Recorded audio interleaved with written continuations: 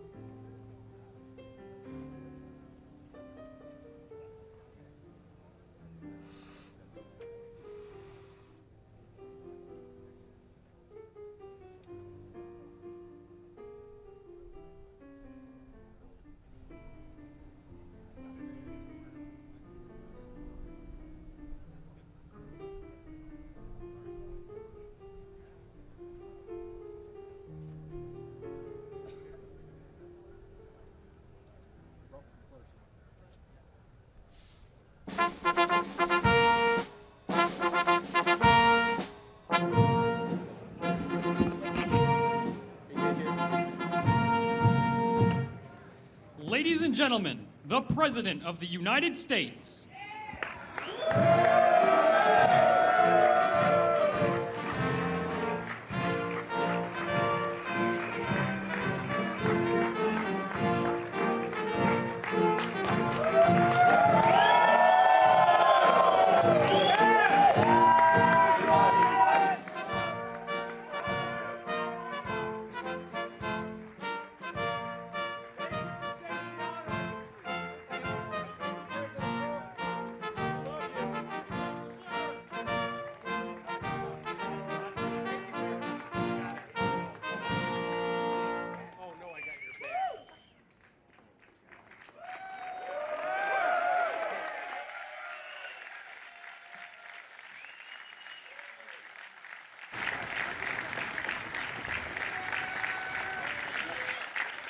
Thank you very much. Thank you. Nice crowd. What a good-looking group of people. Well, we have some very, very good news today, and a lot of good things are happening for our country. Please sit down. My fellow Americans, this is Liberation Day. Waiting for a long time. April 2nd, 2025 will forever be remembered as the day American industry was reborn, the day America's destiny was reclaimed, and the day that we began to make America wealthy again. We're going to make it wealthy, good and wealthy. For decades, our country has been looted, pillaged, raped, and plundered by nations near and far, both friend and foe alike. American steelworkers, auto workers, farmers, and skilled craftsmen, we have a lot of them here with us today. They really suffered gravely. They watched in anguish as foreign leaders have stolen our jobs, foreign cheaters have ransacked our factories, and foreign scavengers have torn apart our once beautiful American dream. We had an American dream that you don't hear so much about. You did 4 years ago, and you are now, but you don't too often, and for many years and decades even, you didn't hear too much about. Our country and its taxpayers have been ripped off for more than 50 years, but it is not going to happen anymore. It's not going to happen. In a few moments, I will sign a historic executive order instituting reciprocal tariffs on countries throughout the world. Reciprocal, that means they do it to us and we do it to them. Very simple. Can't get any simpler than that. This is one of the most important days, in my opinion, in American history. It's our declaration of economic independence. For years, hardworking American citizens were forced to sit on the sidelines as other nations got rich and powerful, much of it at our expense. But now it's our turn to prosper, and in so doing, use trillions and trillions of dollars to reduce our taxes and pay down our national debt, and it'll all happen very quickly.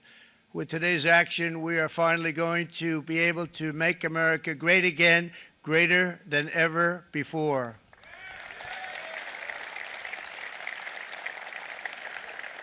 Jobs and factories will come roaring back into our country, and you see it happening already. We will supercharge our domestic industrial base. We will pry open foreign markets and break down foreign trade barriers.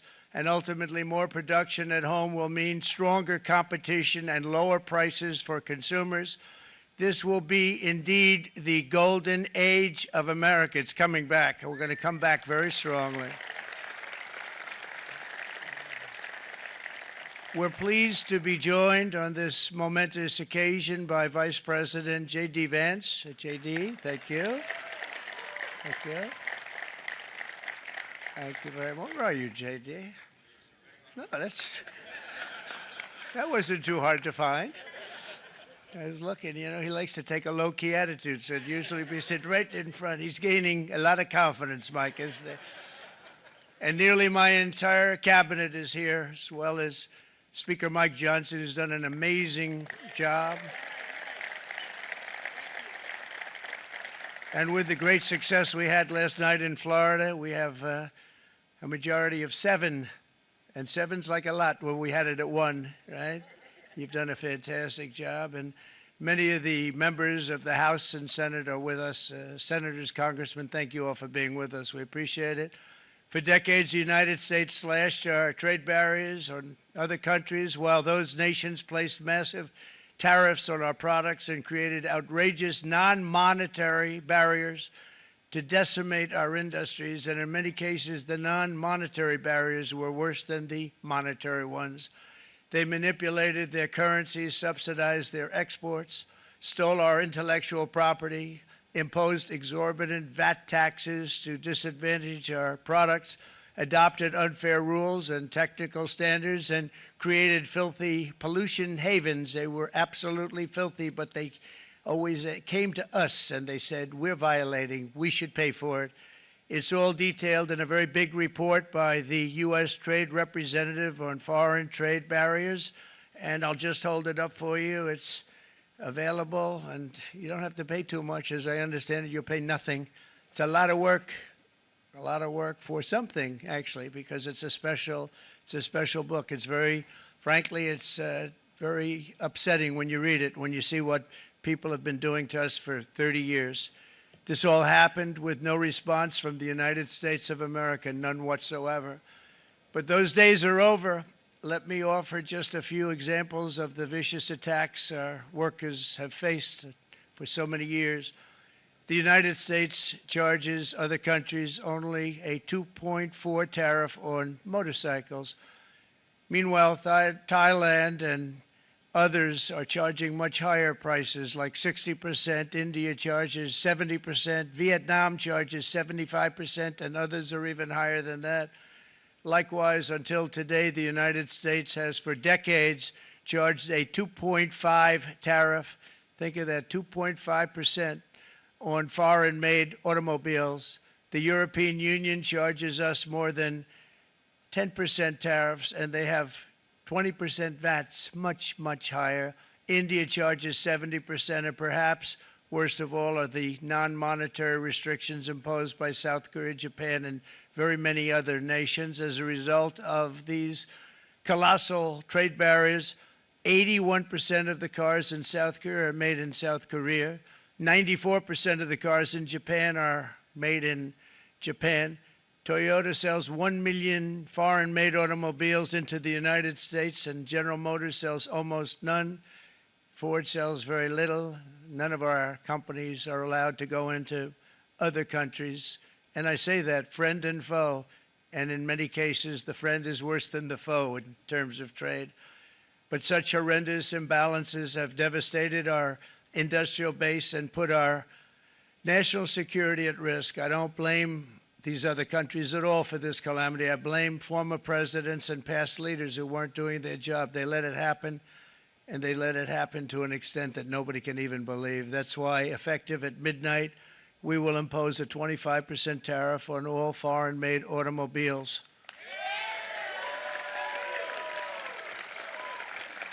Thank you. Brian, I'd like to have you come up here for a second, okay? I just see him sitting. He's been a fan of ours, and he understands this business a lot better than the economists, a lot better than anybody. Brian, say a few words, please, would you? Thank you, Mr. Thank you. President. It's a great honor to have you. Thanks. Thank you, Mr. President. I grew up just north of Detroit, Michigan, in Macomb County, known as the home of the Reagan Democrats. My first vote for president was for Ronald Reagan. I thought that was going to be the best president I ever saw in my lifetime until Donald J. Trump came along. I have watched my entire life, I have watched plant after plant after plant in Detroit and in the Metro Detroit area close. There are now plants sitting idle. There are now plants that are underutilized, and Donald Trump's policies are going to bring product back into those underutilized plants. There's going to be new investment. There's going to be new plants built. And the UAW members, and I brought 20 of them with me, they're sitting right over here. We support Donald Trump's policies on tariffs 100%. So, Mr. President, we can't thank you enough. And in 6 months or a year, we're going to begin to see the benefits. I can't wait to see what's happening 3 or 4 years down the road. Thank you, Mr. President. Thank you so much. Thank you. What a great guy. He got it right from the beginning. He got it before almost anybody else. This group over there, they got it too. And, you know, we won the state of Michigan. We won almost all of them. But we won Michigan by a lot, and I want to just thank you all. The auto workers were fantastic. The Teamsters were fantastic. Everyone was pretty good, I will tell you. Thank you very much. I appreciate it. You're going to be very happy very soon, and you probably see what's happening with all of the, not only car companies, but car companies in particular. See it with all of the ones they're moving, they're announcing day in, day out. You're seeing it. Nobody's ever seen anything like that. With today's actions, we're also standing up for our great farmers and ranchers who are brutalized by nations all over the world. Brutalized. Canada, by the way, imposes a 250 to 300% tariff on many of our dairy products. They do the first can of milk. They do the first little carton of milk at a very low price, but after that it gets bad, and then it gets up to 275, 300%. So when they're figuring what's Canada charging, they say, oh, about 2%, 3%. But take a look at what happens down the road. When you look a little bit, it's not a pretty picture, and we don't like it, and it's not fair. It's not fair to our farmers. It's not fair to our country. And with countries like Canada, you know, we subsidize a lot of countries and keep them going and keep them in business. In the case of Mexico, it's $300 billion a year. In the case of Canada, it's close to $200 billion a year.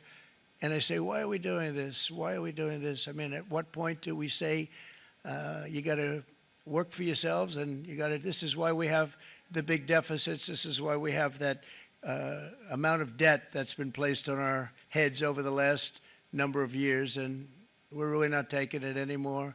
Through non-tariff barriers, the European Union bans imports of most American poultry. You understand? They say, we want to send you our cars, we want to send you everything, but we're not going to take anything that you have. Australia bans, and they're wonderful people and wonderful everything, but they ban American beef, yet we imported $3 billion of Australian beef from them just last year alone. They won't take any of our beef. They don't want it because they don't want it to affect their farmers. And you know what? I don't blame them, but we're doing the same thing right now, starting about midnight tonight, I would say. And China charges American rice farmers an overquota, it's called, a tariff rate of 65%. South Korea charges 50, actually they charge different, from 50% to 513%. And Japan, our friend, charges us 700%. But that's because they don't want us selling rice, another thing. Who can blame them, Madam Secretary? Agriculture, great job you did on eggs, by the way. The egg prices came down 50%. You got them down 50%. Once we got involved, they were going through the sky. The egg prices, they were going through the sky, and you did a fantastic job. Now we have lots of eggs, and they're much cheaper, down about 59% now, and they're going down further. We charge 2.8% for so many things that other countries are charging 200%, 300%, and 400% for. If imposing tariffs and protective barriers made nations poor, then every country on earth would be racing to eliminate these policies, and China would be the first on line. They run a very strong country, but they're not first in line, and the American people are paying a very big price. From 1789 to 1913, we were a tariff-backed nation, and the United States was proportionately the wealthiest it has ever been. So wealthy, in fact, that in the 1880s, they established a commission to decide what they were going to do with the vast sums of money they were collecting. We were collecting so much money so fast, we didn't know what to do with it. Isn't that a nice problem to have? What do you think, Marco? Good problem?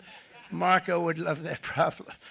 But we don't have that problem anymore, but we're not going to have it very much longer, I will tell you. But they collected so much money, they actually formed a commission to determine what they were going to do with the money, who they were going to give it to, and how much.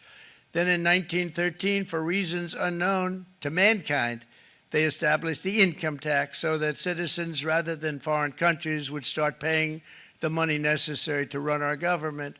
Then in 1929, it all came to a very abrupt end with the Great Depression, and it would have never happened if they had stayed with the tariff policy. It would have been a much different story. They tried to bring back tariffs to save our country, but it was gone. It was gone. It was too late. Nothing could have been done. It took years and years to get out of that depression, far longer than even FDR had that office right over there for a long period of time. The ramp system, that's rather intricate, was built because of him, and every time you walk up, you think of him, and he did a great job in many ways, but it lasted long beyond his terms, as you know. But it's not too late any longer, and we're going to start being smart, and we're going to start being very wealthy again. We're going to be wealthy as a country because they've taken so much of our wealth away from us. We're not going to let that happen. We truly can be very wealthy. We can be so much wealthier than any country. It's not even believable, but we're getting smart. Nearly a century later, in the face of unrelenting economic warfare, the United States can no longer continue with a policy of unilateral economic surrender. We cannot pay the deficits of Canada, Mexico, and so many other countries. We used to do it. We can't do it anymore. We take care of countries all over the world. We pay for their military.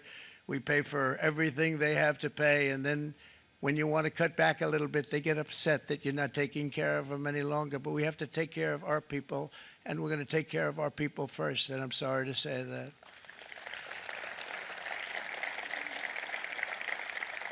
And today we're standing up for the American worker, and we are finally putting America first.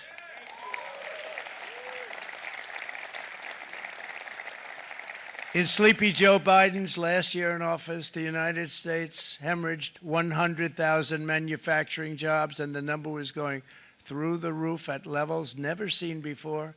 And our trade deficit reached a record $1.2 trillion, which is unheard of. Since the beginning of NAFTA, the worst trade deal ever made, it was a horror show. I was able to determine it. They all said you'd never be able to get it out. We had to get approval from Congress to get it terminated. We had to live with that deal. It was the worst deal, worst trade deal ever made by far. But since the very beginning of NAFTA, our country lost 90,000 factories. Think of what that is, 90,000. Think about putting a map up and putting tax on it. You wouldn't have enough room. 90,000. I said, is that possible? We had it checked 4 different times, and it was actually somewhat higher than that. And 5 million manufacturing jobs were lost while racking up trade deficits of $19 trillion. That was the worst trade deal ever made. As a result of these gigantic losses, foreign nations now own $26 trillion more of American assets than think of this, than the Americans own of their own foreign assets or other foreign assets. The United States can no longer produce enough antibiotics to treat our sick. We have a tremendous problem. We have to go to foreign countries to treat our sick. If anything ever happened from a war standpoint, we wouldn't be able to do it. We import virtually all of our computers, phones, televisions, and electronics. We used to dominate the field, and now we import it all from different countries. A single shipyard in China now produces more ships every year than all of the American shipyards combined. Think of that. And it was a business that we used to dominate. We used to dominate it totally. In short, chronic trade deficits are no longer merely an economic problem. They're a national emergency that threatens our security and our very way of life. It's a very great threat to our country. And for these reasons, starting tomorrow, the United States will implement reciprocal tariffs on other nations. It's been a long time since we even thought of that. We used to think about it a lot. We didn't think about it for many decades, and you see what's happened. For nations that treat us badly, we will calculate the combined rate of all their tariffs, non-monetary barriers, and other forms of cheating.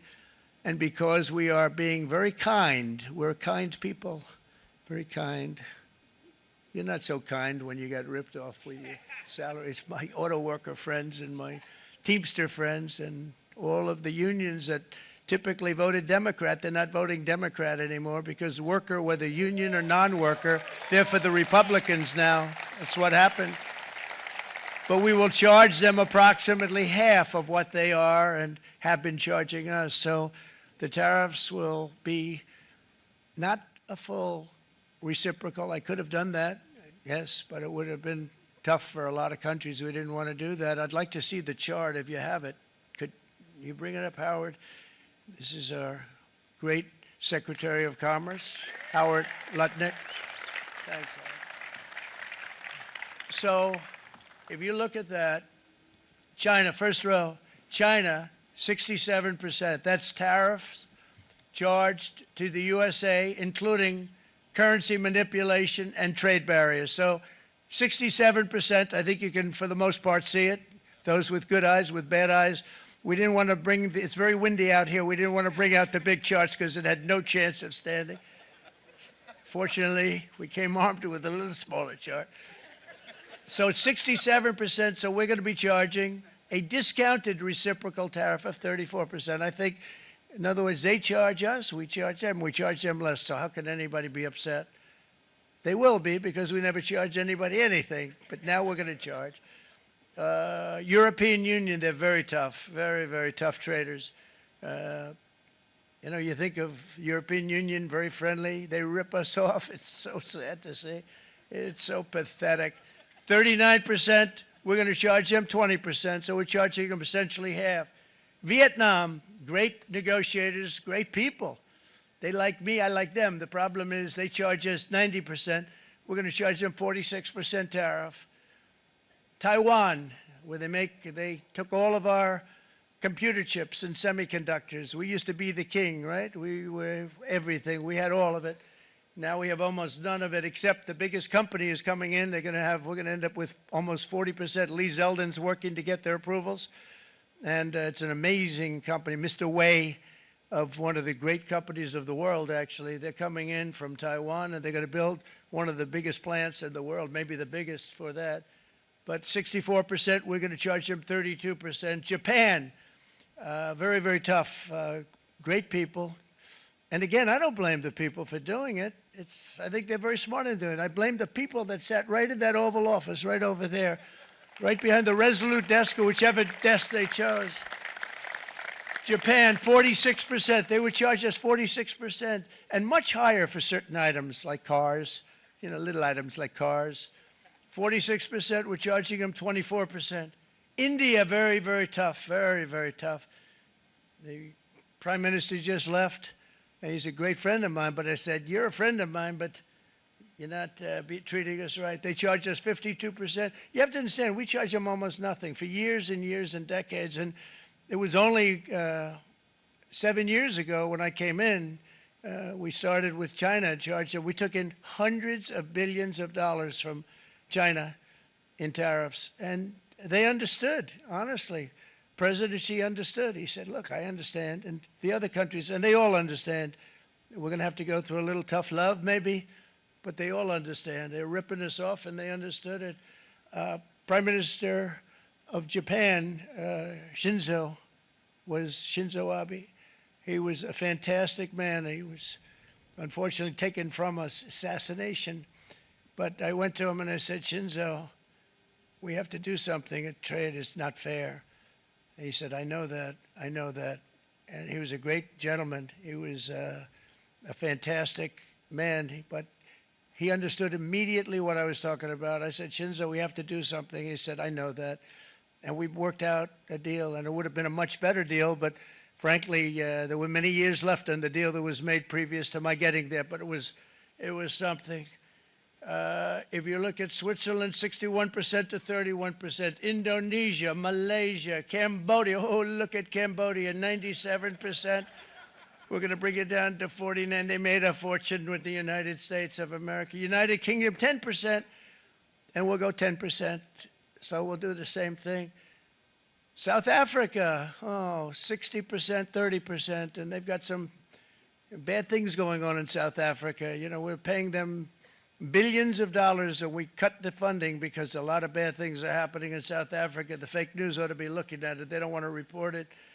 Brazil, 10%, 10%. Bangladesh is 74%. So you see what's going on. Pakistan, 58%. Sri Lanka, 88%. So what we're doing is we're taking Not the full. We could take the full 88%. Thanks a lot, Harold. He's doing a very good job. How's he doing, all right? I think you better take it with you. It's not going to last very long. He's going to put it, it's going to follow you down with the wind. I brought a hat just in case it got too windy, but here, would anybody like a hat? I'm not giving it to a cabinet. I'm giving it to the auto workers. Come here.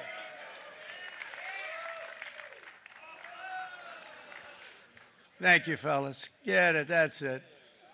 That's it. They deserve it more than our cabinet. Our cabinet has plenty of hats. But you see the numbers. The numbers are so disproportionate. They're so unfair. At the same time, we will establish a minimum baseline tariff of 10%. You notice that on the chart. And that'll be on other countries to help rebuild our economy and to prevent cheating. So we're going to have a minimum of cheating, and we're going to be very severe on the people that at the gate that watch the tariffs and watch the product coming in, because there's been a lot of bad things happening at the gate because the money is so enormous that you're talking about. There's never been probably anything like it in terms of the enormity, and there are a lot of bad things happen at the people that do the check-in, and they're looking at 10-year jail sentences if they do play. We're going to treat them so good, but if they cheat, the repercussions are going to be extremely strong. Foreign nations will finally be asked to pay for the privilege of access to our market, the biggest market in the world. We're right now the biggest market in the world. We had a great country 4 years ago in terms of the economics. We were doubling up on China. We were doing so well. Nobody was going to catch us, but so much of it slipped away over the last 4 years under Biden. I campaigned on this policy throughout last year, and today that promise was made, and it was also a promise, as you know, that was kept. Promises made, promises kept. To any company that objects to our common sense reciprocal tariffs, again, reciprocal, back and forth, back and forth. And I call this kind reciprocal. This is not full reciprocal. This is kind reciprocal. But what we do is we cut it in half. We charge them. My answer is very simple if they complain. If you want your tariff rate to be zero, then you build your product right here in America, because there is no tariff if you build your plant, your product in America. And we've seen companies coming in like we've never seen before. Likewise to all of the foreign presidents, prime ministers, kings, queens, ambassadors, and everyone else who will soon be calling to ask for exemptions from these tariffs. I say, terminate your own tariffs, drop your barriers, don't manipulate your currencies. They manipulate their currencies like nobody can even believe, which is a bad, bad thing and very devastating to us, and start buying tens of billions of dollars of American goods. Tariffs give our country protection against those that would do us economic harm, and many people were looking to do us economic harm. Maybe not so obviously, but they were doing tremendous economic harm. But even more importantly, they will give us growth. These tariffs are going to give us growth like you haven't seen before, and it'll be something very special to watch. I am so looking forward, and Brian, it's going to happen even faster than you said. You know, you might say, but it's already started. It's already started. Work's already begun on plants all around the country, and you see that as before. These are big, rich companies. We have $61 billion started on a big plant going up. It's going to be announced over the next 2 days, and they already started work. Many of these the biggest companies in the world, they've committed to build, build, build. We're going to build, build, build, sir. And they came here to see me, and they wanted to know if they could have a press conference. I do as many as I can. I'm pretty busy trying to stop Russia and Ukraine and the Middle East. We got to stop that. We got to stop the Houthis, which we're making tremendous. They like shooting ships down and out of the water, sinking ships. They get a kick out of it, but they're not getting such a kick out of it now, are they, Mr. Secretary? They're not getting such a kick out of that now. But here are just a short list of some of the companies that have already announced and committed to investment. And this is a company that built its factories and its plants in China. Apple is going to spend $500 billion. They never spent money like that here. They're going to build their plants here. SoftBank, OpenAI, and Oracle, great companies, are investing $500 billion almost immediately. NVIDIA, a hot company, is investing hundreds of billions of dollars. They just announced. TSMC, the biggest, most important company in the world of chips from Taiwan, with no investment from us, is investing $200 billion. And they said the reason was, number one, the election of November 5th, and number two, the tariffs. They don't want to pay the tariffs, and the way they're not paying it is to build their plant here. So we're going to go from almost no percentage. We used to have 100% of the chip market. Now it's all in Taiwan. Almost all of it's in Taiwan, a couple of other countries, but mostly in Taiwan. And think of it, we had 100%. We lost it because of people in that office that didn't do their job. They allowed it to be stolen from us. Johnson & Johnson, great company, $55 billion. Eli Lilly, $27 billion. Meta is investing $500 billion. Wow. DeMac is investing $20 billion. CMA, CGM, $20 billion. And then you have Merck and Clarios, Stellantis, General Motors, GE Aerospace, Honda, Nissan, Hyundai are all putting in billions and billions of dollars, and they're committed 100%. So. And we've never had, and this is after 2.5 months. This is after just a short, this all took place as soon as we came out with what everybody wanted to do. You know, I watched a gentleman today on television. He used to work with Lee Iacocca, a very respected automobile person, and he said, you know, because they're asking people, and they try and get as many negative people as they can, but they can't find them too much. It's pretty hard to find in terms of what we're doing, especially when they see all this investment. They said, so tell me, what do you think of what Trump is doing from the automobile standpoint? He said, I can't believe it. Somebody is finally, he's an older guy, real pro, really top guy, with Lee Iacocca. He said, I never thought I'd see the day when this would happen, where somebody had the courage to go and do what has to be done.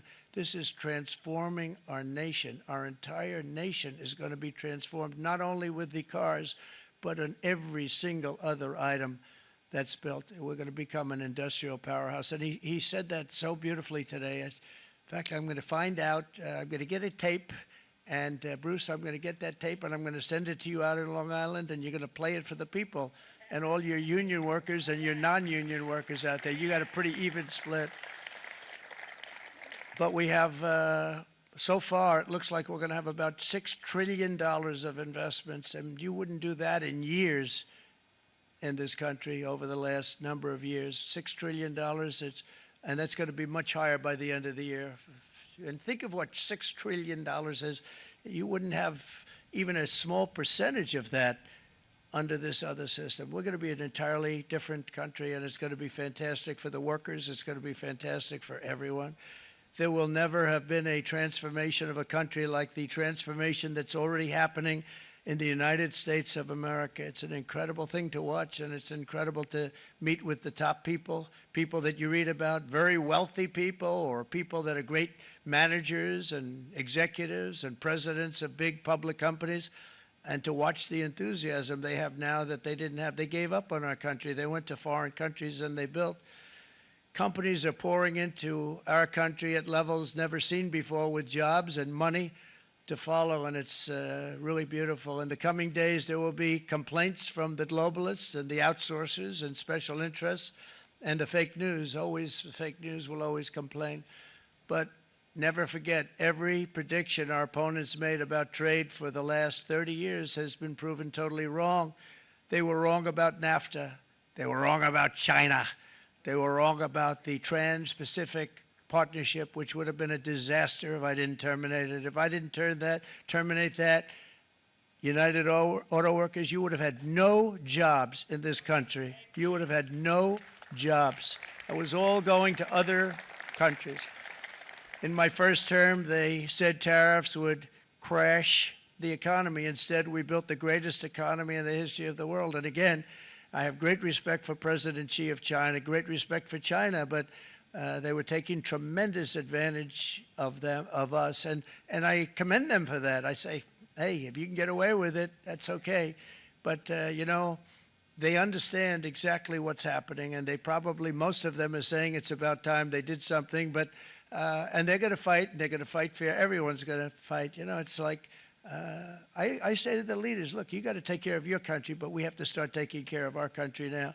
We can't do what we've been doing for the last 50 years. From the day of my election, the stock market went up in my first term 88%, with NASDAQ going up 155%, more than any president has ever had in any term in office, by far.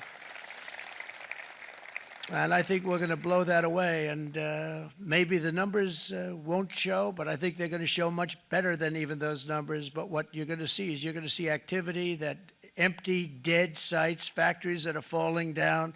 Those factories will be knocked down, and they're going to have brand new factories built in their place. They're not only talking about renovating, they're talking about brand new, the best anywhere in the world, the biggest anywhere in the world. I have a friend who builds car plants, and I said, I want to see the biggest and the best. He said, well, we have to go to Mexico. I said, no, I want to see it in the United States. He said, we're not building them in there. This is a year and a half ago during the campaign. He said, we're not building it. You'd have to go to Mexico. When I was starting to decide to run, and I went to #1 in the polls very rapidly, I want to say, like let's say in the first hour, and then shortly thereafter, it looked like I was going to win, and the fake news was saying, "Oh no, don't do this." What they don't know is if I didn't win, they would have really been in trouble, because nobody wants to read them anyway. But I tell you what, when it looked like I was going to win, I announced that I was going to be doing exactly what we're talking about today. Great consistency, actually, because I've been talking about it for 40 years, but because I saw what was happening 40 years ago. If you look at my old speeches when I was young, very handsome, my old speeches, and that people would say, I'd be on a television show, I'd be talking about how we were being ripped off by these countries. I mean, nothing changes very much. The only thing that changed were the countries, but nothing really changes. But it's why it's such an honor. It's such an honor to be finally able to do this. If you look at China, I took in hundreds of billions of dollars in my term, hundreds of billions. They never paid 10 cents to any other president, and yet they paid hundreds of billions, so much so that Biden couldn't do anything. They wanted to try and terminate it because he had a very special relationship with China. You know what the relationship was? He had a special relationship. But the numbers were so big, that they couldn't do it. So they did ease it up. They did things that they shouldn't have done. They made it a lot more comfortable for them, but they couldn't do it because the numbers were hundreds of billions of dollars, and I did that. And we were on our way to doing something like incredible. And then we had a very bad election happen, a very bad election. A lot of bad things happened. So when I said we got to do it again, I said we have to make it too big to rig. And we made it too big to rig, and we won in records, and it was a monumental win. And it was such an honor to see so many of you, like Brian and your friends, here with us to celebrate, and to more importantly celebrate what we're doing, because that wouldn't be a full celebration if we didn't do this, because this will be an entirely different country in a short period of time. It'll be something the whole world will be talking about it. The critics made the very tired predictions earlier this year, but in February, core inflation dropped to the lowest rate in 4 years, and the price of eggs, as you know, just in a month and a half, we were there for 4 weeks, and the first week I got blamed for eggs. I said, I just got here. They said eggs have gone up at like 250%, and you can't get eggs, and they were going crazy. And I said, I just got here. And then we got to work on eggs, and we got to work on everything. And our great Secretary of Agriculture, you did a fantastic job, Brooke Rollins. She did a fantastic job. And as I said before, the price of eggs dropped now 59%, and they're going down more, and the availability is fantastic. They were saying that for Easter, please don't use eggs. Could you use plastic eggs? I said, we don't want to do that. We want to, and you really came through. It's an amazing job. Thank you very much, Brooke. You did great. But likewise, an old-fashioned term that we use, groceries. I used it in the campaign. It's such an old-fashioned term, but a beautiful term, groceries. It sort of says a bag with different things in it. Groceries went through the roof. And I campaigned on that. I talked about the word groceries for a lot. And energy costs now are down, groceries are down, gasoline is way under $3, and people are beginning to be able to buy things and live again. We brought prices way down. We created 10,000 already in a few weeks, new manufacturing jobs, and it was that took place in 1 month, numbers that they haven't seen in a long time. We had virtually no inflation under my term. We had virtually no inflation for 4 years. But after transitioning over to Sleepy Joe, it went from almost non-existent to the highest in the history of our country. They had the highest inflation in the history of our country, brought up by energy and bad spending and bad policy, and a lot of bad things happened. How about allowing millions and millions and millions of people to pour into our country with open borders, where it's so sad to see even now. And I see our great secretary you have done. Stand up, please, Christy. Stand up. Christy Nome. And Tom Homan. These people are doing a great job, but gotten them out in records. We have problems with judges that don't want them to go out. They want Tren de Aragua, and they want MS-13, the most vicious gangs ever. Nobody's ever seen anything like it. Absolute killer gangs. They kill people. They don't even think about it. And we put them out, and we have judges now, radical left judges that they don't want them to go out. They want them to even be brought back. Let's bring them back. You've done a fantastic job, and please thank everybody. Homeland Security, thank everybody. Appreciate it. And we now have a border that's the best border that we've ever had, even better than it was my first term. My first term we did good, but this one we really specialized in. We've done really well. And we had records then. We had the best, safest border. 4 years ago, we had the best border there ever was. And now we have, you've actually matched it and done even better. And we're going to get it down the right way. And we want people, by the way, to come into our country, but we want to come in through a legal process. We want them to come in legally. We need more people. We need people to run these plants and to help the auto workers and the Teamsters and the non-union people and everybody else. But we need people and the farmers. And we're going to let people come in, but they want to come in. We want them to come in legally. They have to have the capability of loving our country, not people that hate our country. We don't want them in our country. And now we're going to pass the largest tax cuts in American history, and that's where we're relying on Mike and John Thune. And we will not cut Social Security, Medicare, or Medicaid benefits, and the Democrats will, because if they got in, the entire economy would collapse. This country was heading for a collapse under the people that you saw. They were horrible. I think one of the reasons people like the job, I have my highest approval ratings because I think they're comparing me to the worst administration in the history of our country, so I appreciate that at least. But Speaker of the House Mike Johnson and Senate Majority Leader, appreciate it, Mike. John Thune have been fantastic, by the way. But they've been working tirelessly on taking the next step to pass the plan for our one big, beautiful bill. I'd like to name it that if you can. One big, beautiful. I made that statement about 6 months ago, and everybody calls it one big, beautiful bill. And it will be that. It'll have everything, the big tax cuts and every incentive there is. And it'll be fantastic. And by the way, for the cars, we're asking for an interest deduction on a loan. So if you build the car, only in America we do it, Brian. If the car's not built in America, you don't get the interest rate deduction. But if you build the car in America, if you buy a car, if it's built in America, then you get an interest rate deduction, tax deduction, and that's a big thing. That's going to be a big thing. I think that's going to pay for itself very quickly, that deduction. Never happened. We've never had anything like that before. Somebody said, where do you get the idea? Because it's so basic. You would think that would have happened a long time ago. It never did, and I'm very happy it didn't because now I can say that was my idea. But we're going to get us closer to the debt extension. We have to get the debt extension passed, and I know you're going to be able to do that, Mike, and it's very important that you do that. And all of the other things that the Senate budget plan gives us, along with working, because I know they're working together, John and Mike, and the two bills are going very well together. We need to get our shared priorities done, including certain permanent tax cuts. We want the tax cuts to be permanent, spending cuts, energy and historic investments in defense, border, and so much more. We're covering everything. These will be phenomenal. There'll be no bill like this going to straighten. One bill is going to straighten out our country for many, many years to come.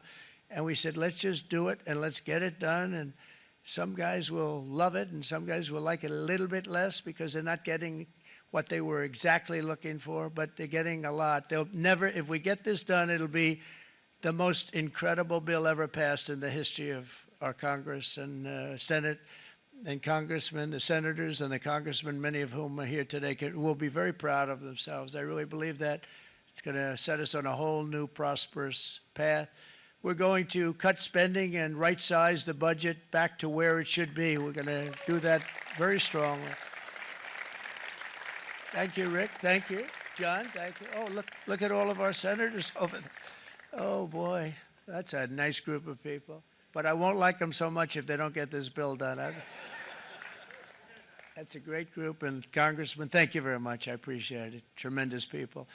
The Senate plan is my complete and total support, and the House plan likewise is very similar. They're moving along pretty much at the same clip, and as soon as you're ready, you'll show it to me, and I'm sure it'll have my support, Mike.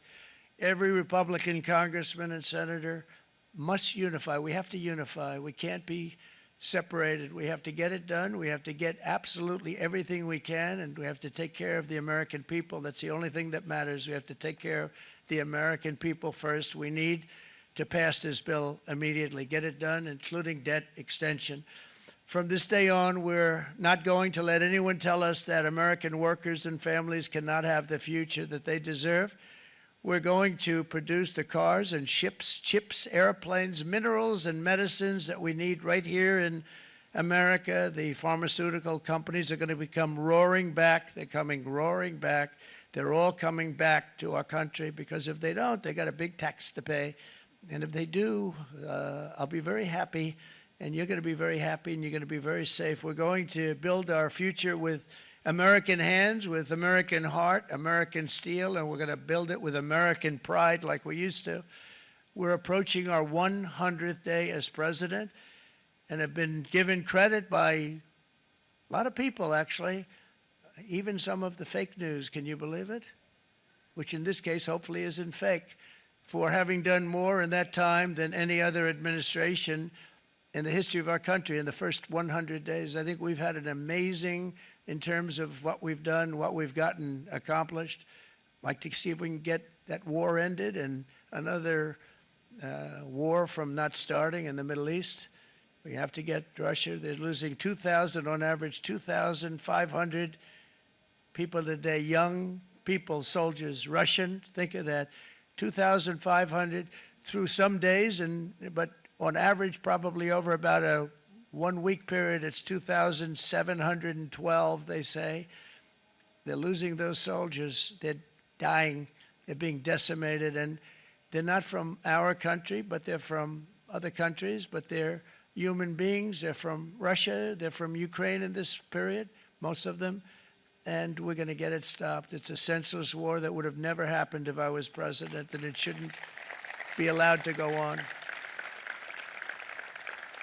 And I think we're being given good cooperation by Russia and by Ukraine, but we have to get it stopped. It's humanity.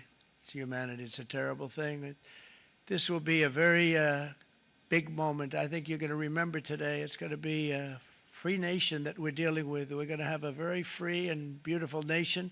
It's going to be Liberation Day in America, and it's going to be a day that hopefully you're going to look back in years to come and you're going to say, you know, he was right. This has turned out to be one of the most important days in the history of our country. God bless you and God bless America. Thank you, everybody. Thank you very much. Thank you. Thank you very much.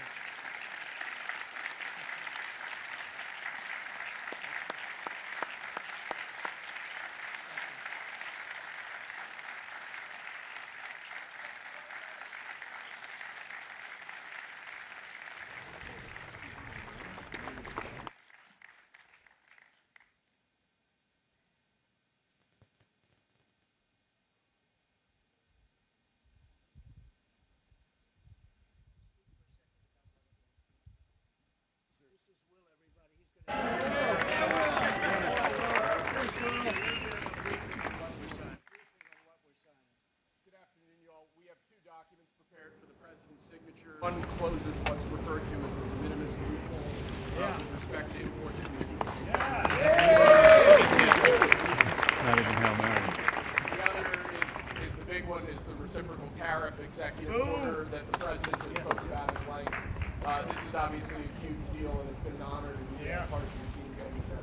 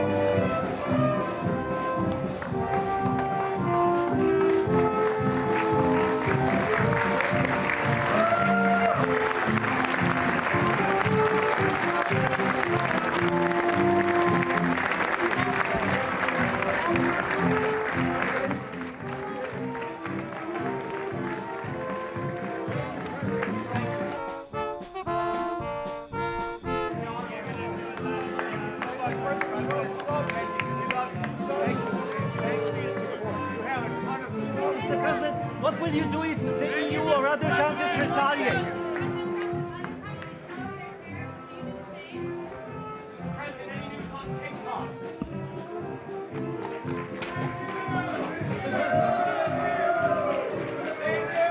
What will you do if other countries retaliate?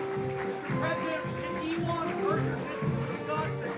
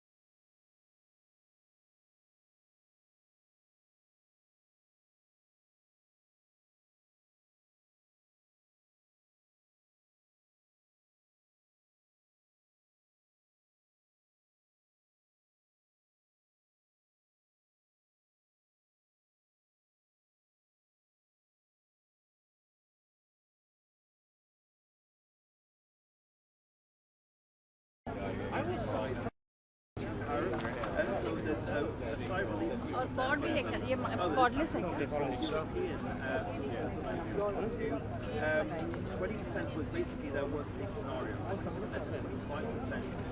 was the worst case scenario that we heard EU Commission President Ursula von der Leyen about just 24 hours ago, saying that Europe would have to react or retaliate. I've heard from the source that if the number had been lower, if that baseline 10% tariff had been what had been hit with, potentially they might have let it slide. But this now bigger number of 20% will likely cause some kind of retaliation. Of course, the EU has hinted at that. Talked about putting a tariff on bourbon from the United States at 50%. Famously, Donald Trump then responded saying, well, if you tax bourbon at 50%, we're going to put a 200% tariff on wine and champagne.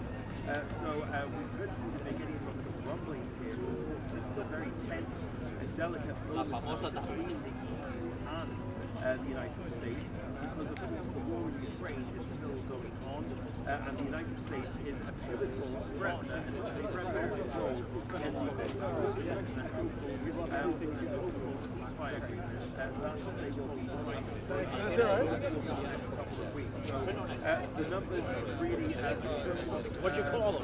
don't talk about I was thinking it was. level like others is also quite telling to see the White House You'll never remember. I'm not gonna see you again. I'm Yeah, not I gonna tell know. anybody. I don't know who you So are. stupid for that. Pero es solo la base, porque luego hay una serie de países a los que el presidente ha llamado los peores I got the auto enemigos del worker comercio de Estados pass. Unidos. Entre ellos, Nigeria es un país de hecho figura como la segunda la Unión Europea figura como que impone las trabas al comercio del 39%. Israel in the last few hours saying that they are going to try to lower the tariffs that they put on the EU goods, US goods. I must say, even on the whole, with the senior White House official, the leader to Donald Trump, and they said effectively it's too little too late. Yes, it was nice that now we're trying to get You can't have anybody here named Travis. How you doing, bro? Good. Another day. Good to see you. Yeah, you too. Yeah, here's some of your number. I was going to text you to see if you're out here this week. I was at the actually non-tariff barriers as well. They stress that just those things that el 10% es la base, in order to get a more una base basic rate. entonces para los países que no imponen trabas hay países que no imponen trabas It was interesting I call to Reino note that this is still a negotiation. They said that there is still room for negotiation, but they said it's actually a national emergency. That is what the White House are relying on. Israel, que ha quitado muchos de And los they see aranceles this as de a desperate considera que for the no American economy. ha sido suficientemente to get those numbers ¿Por qué? down. Algo muy importante que no está mucho en el presupuesto que figura en esta tabla y que no se llamada convergencia prevista es que para imponer estos aranceles y para considerar que la Unión Europea tiene un 39%, no solo basta con esos aranceles que podamos imponer nosotros a productos importados desde Estados Unidos, cuentan también cosas complicadas como los subsidios, como los fondos que da la Unión Europea, como los dumping, que es vender más barato para liberarse de sus y bueno, I think, like many things, y hay países que ganan Tailandia 36%, Noruega, países que and the Republicans say that this is going to be Are you just pictures and then one of the big traded a few days ago, even a fire, saying that this was going to be the biggest tax cut in American history. So we kind of on but there's that's right. I didn't know if anyone else A barometer of all the y él considera que los mercados vayan a tener una mainly as well. y aunque un estudio billions but the cost base hasn't come back up.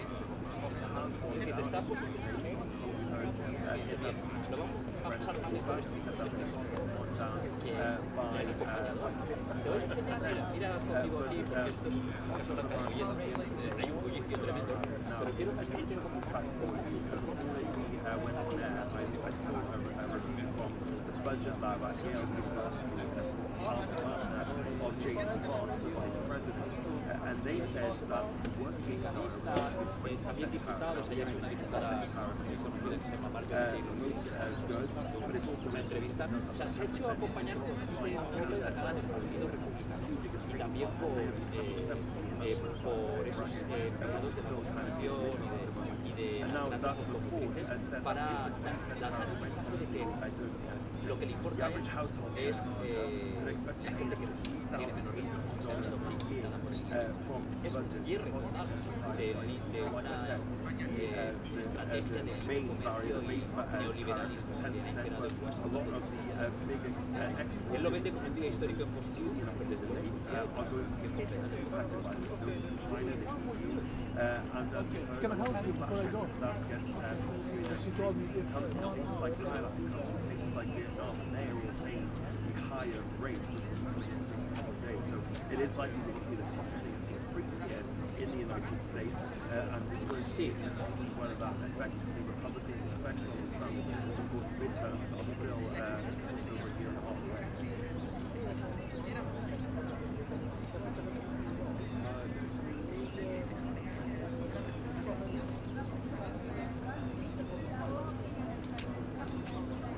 Desde luego es importante que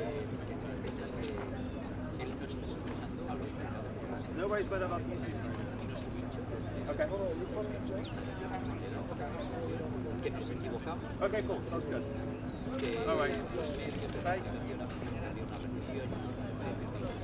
Cuando incluso que no sucedió así, pero que me da igual que el banco de responsabilidades que no son negociables. Ese 10% que vaya después añadido a ellos no va a ser que le dé igual lo que haga. Esto corrimos en el riesgo de que haya seriamente que no haya una recesión a partir de ahora. Pero es que también hay asesores de Trump que dicen que con la recesión lo hemos hablado otra vez. Sobre lo de Elon Musk, lo ha publicado el medio político, lo ha desmentido la portavoz de la Casa Blanca. Yo estas noticias con fuentes anónimas que publican medios aquí las cogería con pinzas, porque Elon Musk como empleado especial del gobierno de Estados Unidos solo puede trabajar sin ser confirmado por el Senado. Eso es la ley que se sabía de y él ya dijo que se iba a ir cuando el proceso estuviera acabado y él lo considera acabado en 2026. 200 millones de Estados Unidos querían marcharse. No creo que haya ningún cambio grande sobre la que más.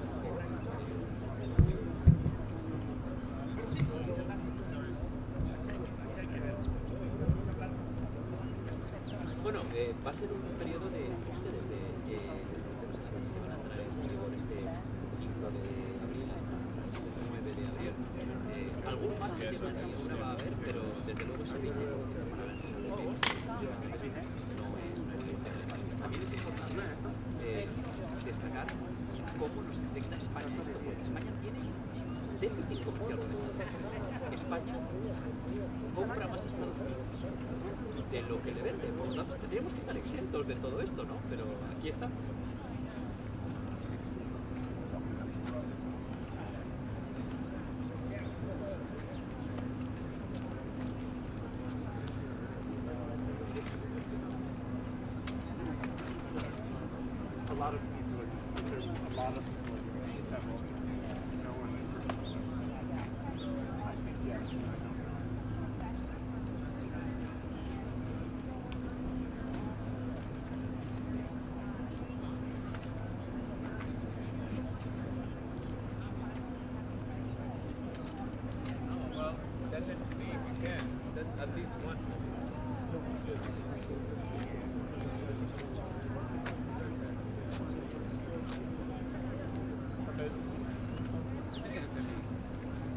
All right.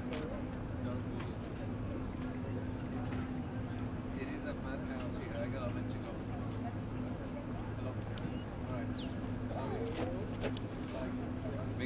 faculty is ready to teach tonight.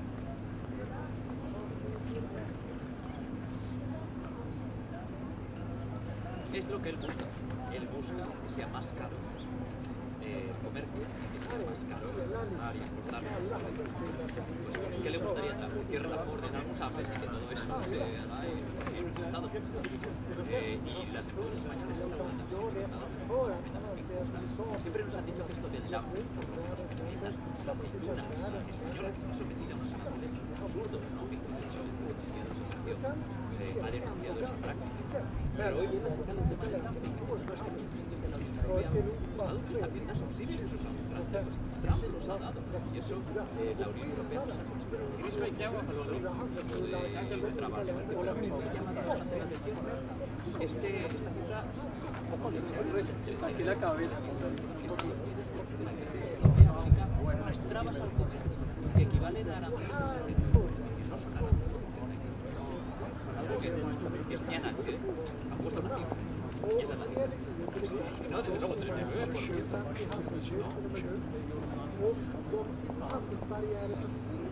¿Cuánto valen unos levis te lo digo yo, un producto típicamente americano? Cuestan lo mismo, igual que cuestan 15 euros más caros en una tienda española que O sea, arriba han contado todo, mi Pau.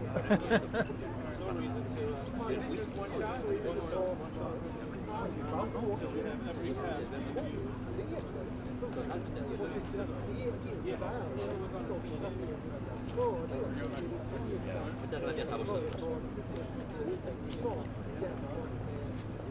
Has visto que he intentado mostrarlo, espero que no haya quedado muy cutre. No, o sea, solo presidente, o sea, cuando habla el presidente Trump no puede salir Carolina. No, porque imagínate el presidente hablando.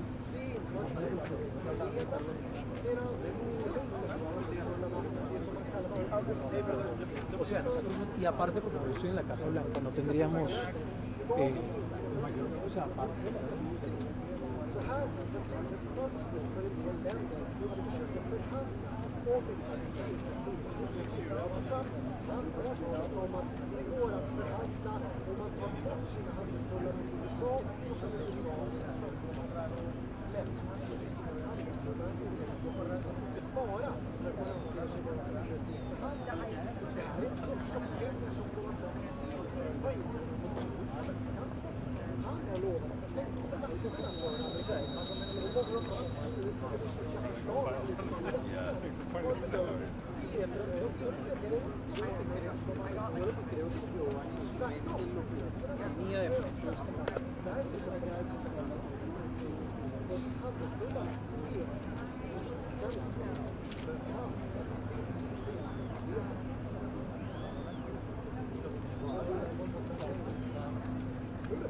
Pues porque evidentemente, imagínate, primero acabo de hablar, y segundo no hay nadie más, o sea, el único que ha pasado por acá es el sal de la frontera tampoco, pero no es de este tema. Los secretarios, o sea, Bessie, hace absolutamente todos están con Trump, se guardaron con Trump y ya está. Y ellos no, pues obviamente no salen a hacer los famosos gaggles que hacen aquí afuera hablando. Me preocupa un poco la cosa, Pablo.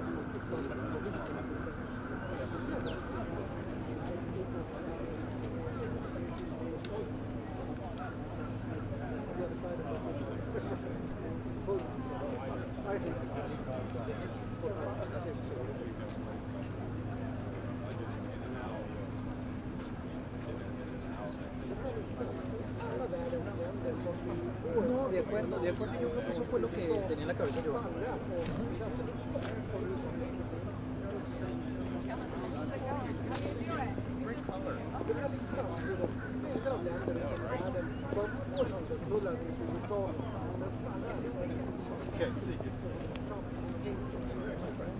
How are you? Very good to see you. Nice to see you too. Are you working? Okay.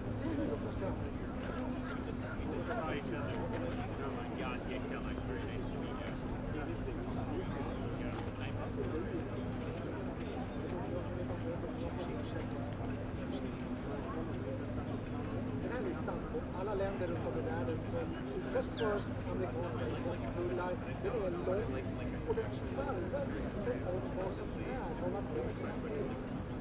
Dels så är det alla de här länderna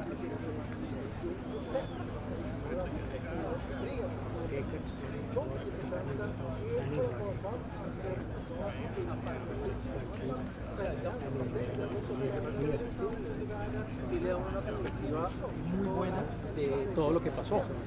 ¿Te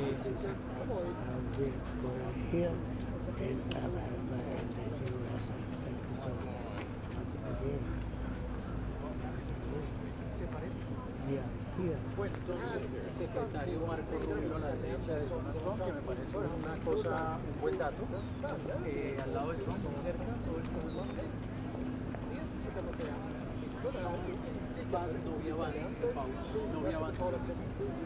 No vi avance, sino que es que yo estaba en la quinta por, yo o sea, mejor dicho, Busy one for you, Harrison.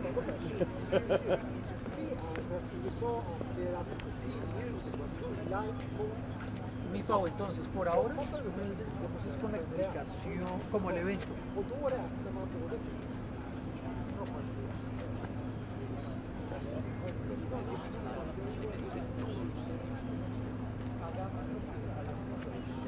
O sea, solo metamos la explicación de quienes estaban con Trump, además de hacer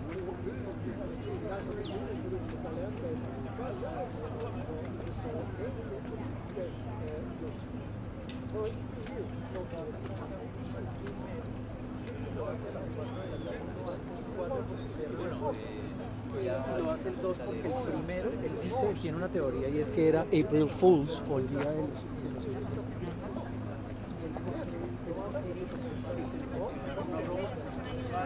eso, por ejemplo, es una locura, pero así piensa Donald Trump, ¿entiendes?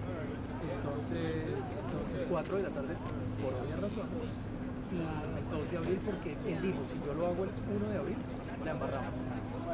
Porque todo el mundo va a pensar que es una broma y es una broma. Ese tipo de cosas de color a mí me parece que son para que la gente lo entienda un poco mejor. Y lo que hacemos, mi Pau, es mandar 2 shots de por para que se haya internacional creo que lo que es Casa Blanca no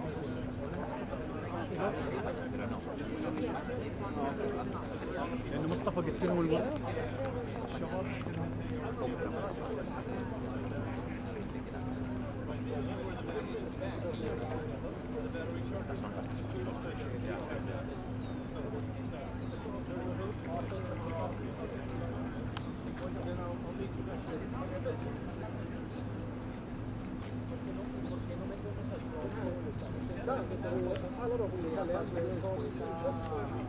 ellas le dan alguna explicación, vas con los gremios y luego si Giovanni me quiere preguntar algo, pues igual está. Igual podemos hablar con Giovanni.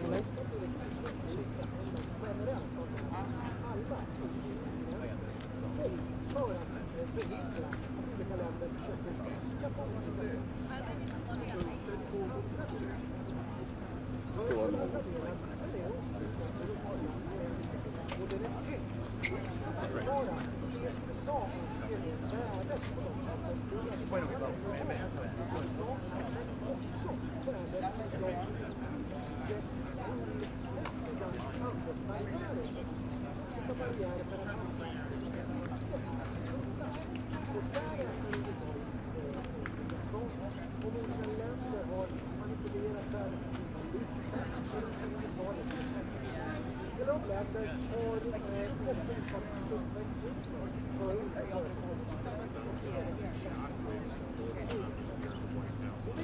Raising tariffs on goods to the highest levels.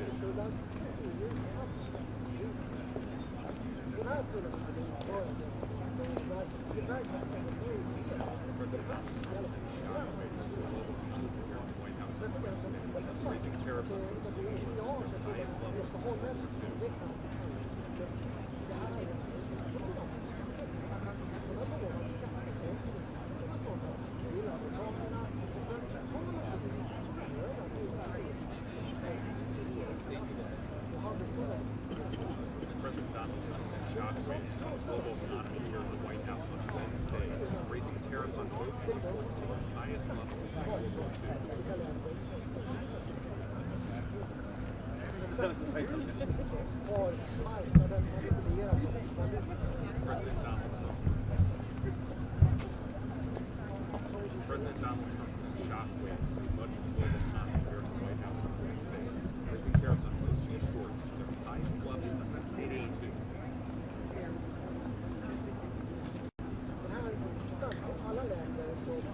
Alltså, handelspolitik som är lång och den innehåller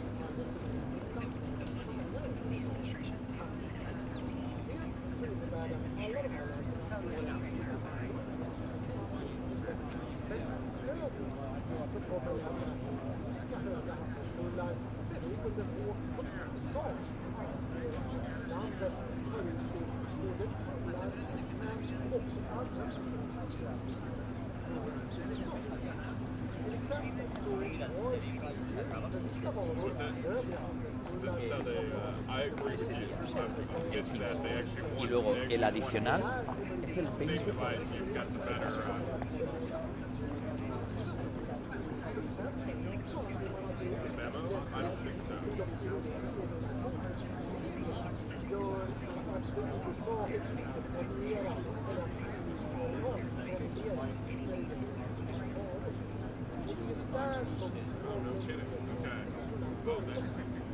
That's really good. Got it. Yeah, I've been using this. I'm comparing it with Black Magic. That's what I've had to do. It's good. It works well enough. I mean, my phone's like show, but like, you know, but the new ones, like you the Pro, like the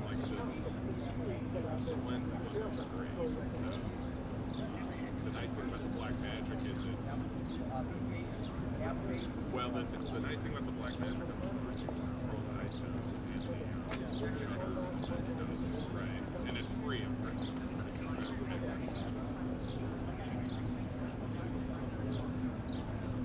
Yeah, oh, I see. Oh, that's smart for I don't know about DJI. When I do it on my phone with the DJI mic, though, I use Black Magic. So.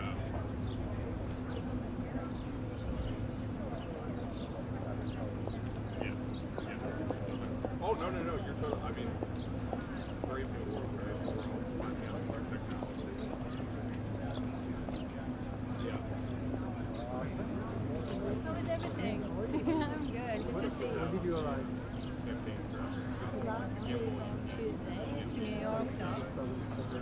Oh, yeah, I'm very tired. Like New York City, Yeah, it's too much. But it's like with our channel, they are based in Istanbul. They're basically in the school that they can send you anywhere. Like it's like sometimes it's Ankara, the Turkish capital, sometimes it's Dubai, sometimes it's Washington, and you don't see it coming, and then it's very. And are you going to be here in Washington? For a month. Yeah. Sure. I love that. Good to see you. Nice to see you.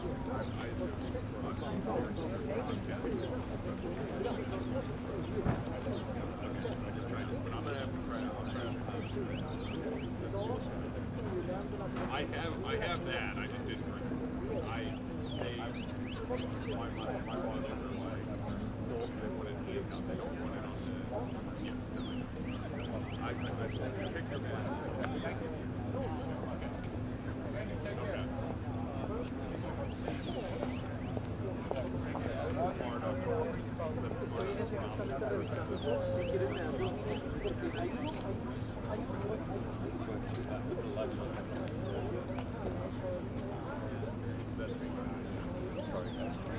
No, you're good.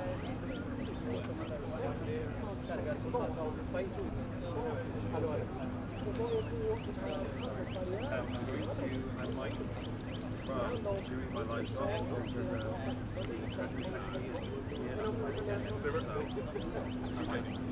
go with me.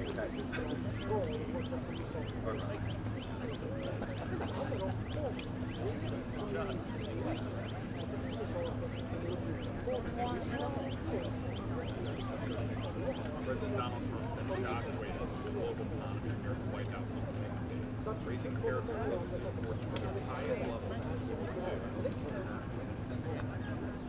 World War II.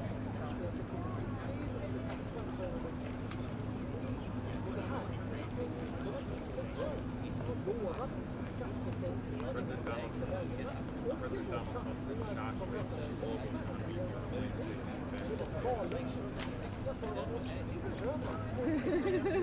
Donald Trump Why did I go? Why did I go? Hanging out. President Donald Trump. Oh, okay. President Donald Trump sent shockwaves in the global economy here by raising tariffs to the highest level in most decades. President Donald Trump sent shockwaves to the global economy. President Donald Trump sent shockwaves to the global economy. So we are waiting for a very busy day here in the White House. All the world's president here today, and the Treasury Secretary President Donald Trump sent shockwaves to the Like with los carros, que también habló del tema. Charles Starmer will be under shadow by I also invite to represent the Martin Taylor Greene, the Congressman is a purpose of this running to my colleagues in the foreign press. I went to ask her about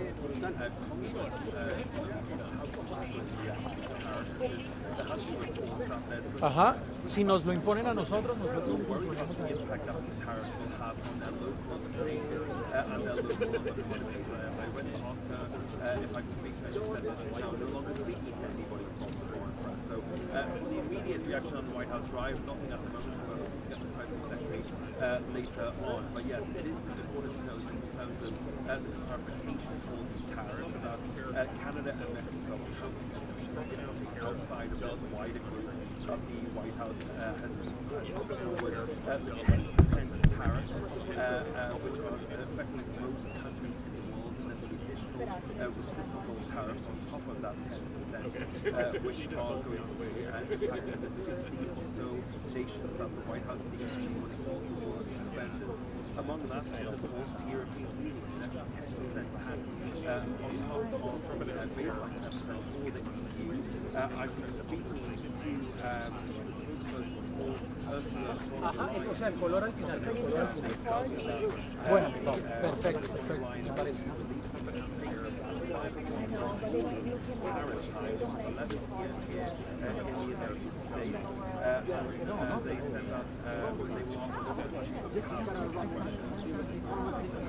Whether this level is retaliation from the EU, and the sense that you get there is that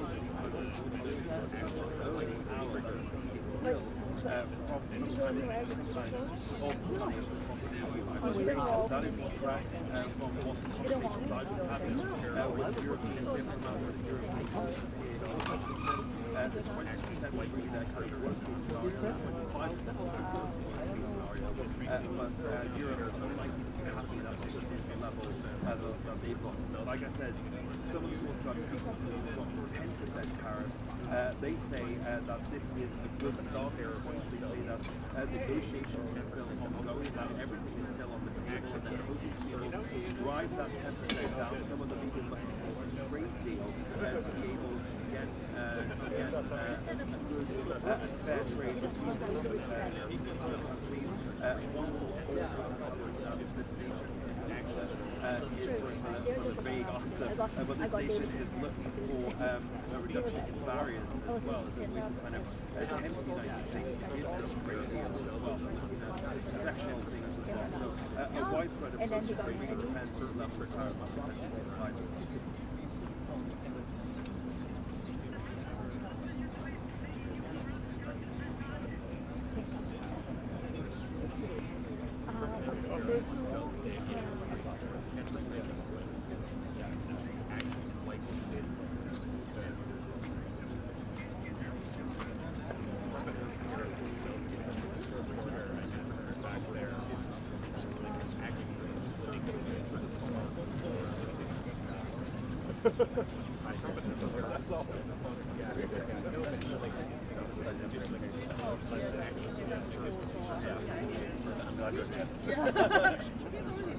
Yeah, he was down there. He went down there like 10 minutes ago. I don't see him on air, so I don't know where he is.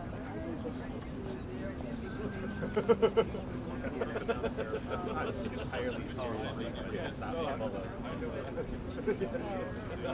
He walked down there already. I went to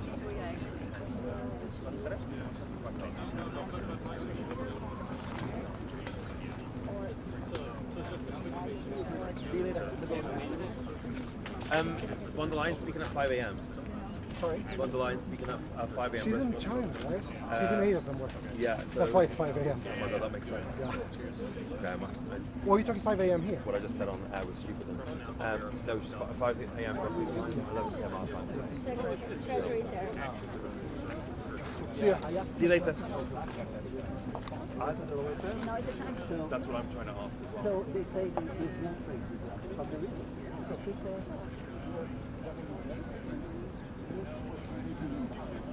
Yeah, I mean, it's low, but it's still. Many other economies also.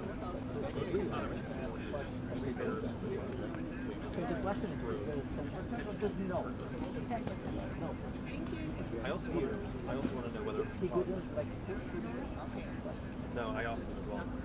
I also want to know whether that was part of any trade deal, any ceasefire deal that they made with the Russian and Jeddah. That's what I'm saying. I feel like they've made that as part of the negotiations in Jeddah, that they would not touch it with any hands. I feel like that's probably right. So I shouted my question to Navarro, but he heard my question, but he didn't. Most economists have warned that free trade together should grow at 10% this year. So what is this news about then? These are all but I don't know except from Mexico. Yeah. They even included reunion. Which is actually France. But are there all the countries that are for sure? All the countries that deal with the Who's that? It's hopeful. Oh, the Secretary of Treasury. Oh, okay. That's yeah. No, I just didn't hear. Most economists say they're going to do tariffs to reduce growth, increasing possibly some recession, concerns profits down. But I had a feeling we were going to get. Yeah. Most economists have warned.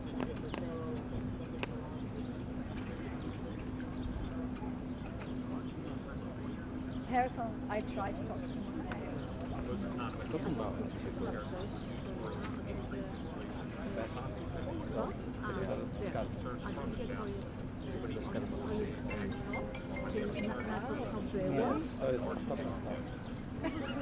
To jak oni skalkulowali. Tak, Minka? Nie. Halo? most economists have warned that tariffs are reduced. Minko, ja teraz nie mogę rozmawiać, ja zadzwonię do ciebie. Excuse me, Ken. Until what time? Until what time?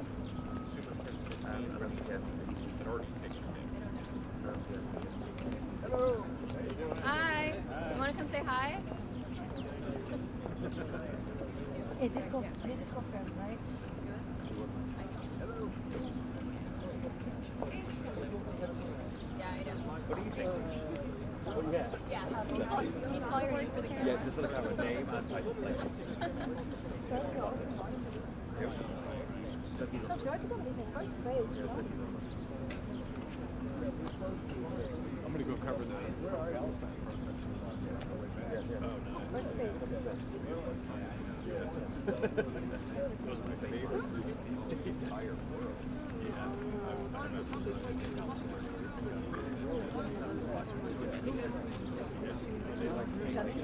No, he's going to another one.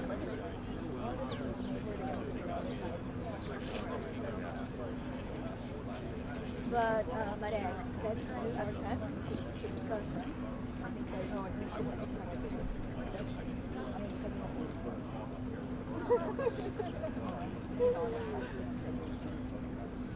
okay.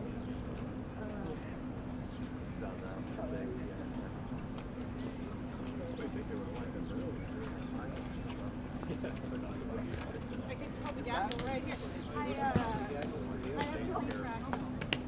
Hello? All right, I guess I'll take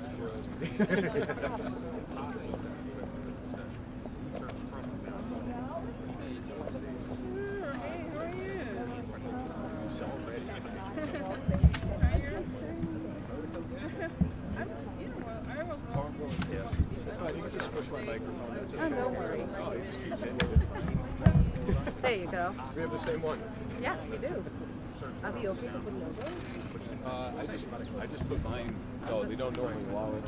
So I just stick the It's garbage. 11 a.m., right, Fraser? 11 a.m., No, right? PM tonight. Tonight? Just some EST, 5 AM Brussels. 11 p.m. tonight. Yeah. What's it? Von der Leyen's response. Sorry.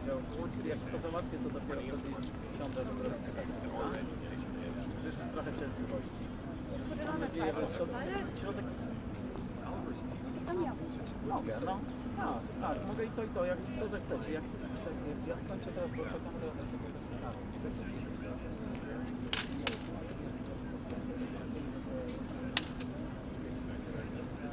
No, ale i tak jest środek na nie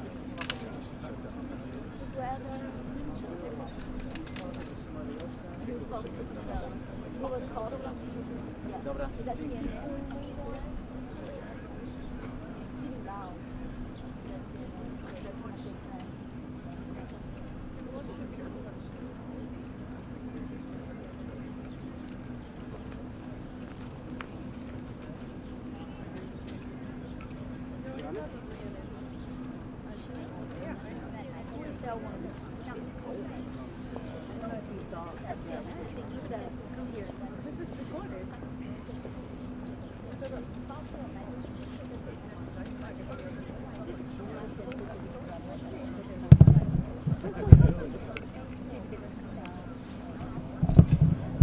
But they're still chatting, you know?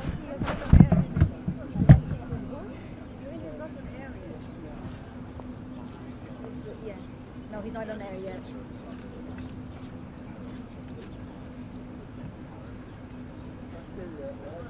I don't know if they wear flags. I don't think they do flags.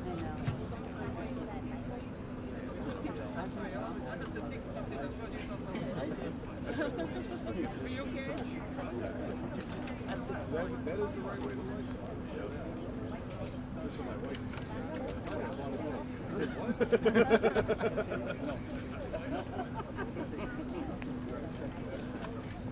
Yeah, I think he's talking to you. Yeah. Okay, it's gonna take some time. Now, how do you Deixa esse daqui aqui? Don't like baseball. I know Rick gets pretty well. Okay. And I didn't know what it was. Oh, that's funny. We talked for like an hour. You like baseball? I'm like, no, I like so we're talking, and I got his number on still and he's just like, as I left, I was like, no way. Like campfire. Well, I mean, they're last year. I have an actual fireplace. Like, it looks like there's 4 people, a fire pit. Also does the job.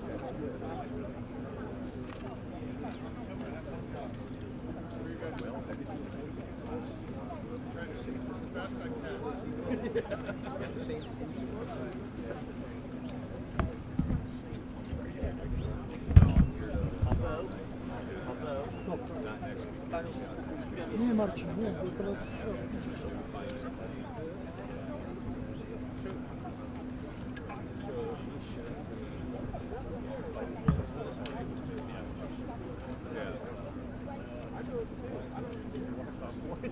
I told her the same thing. She was like, "Can you train her this week?" So I tried showing her whatever, and she spent more time discussing like the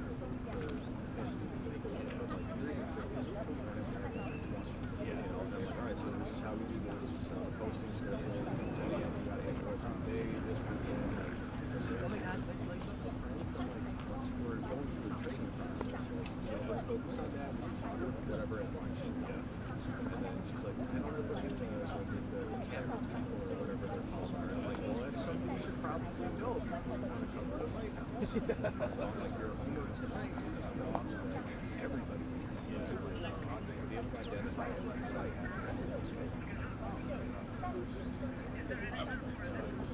Like tomorrow walked past yesterday, I got a PS from tomorrow. Oh wow, she was just like on her phone.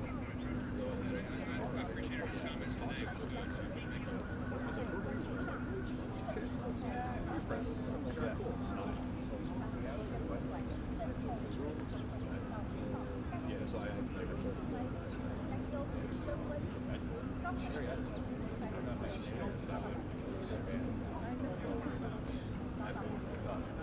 Yeah, big time. So she goes and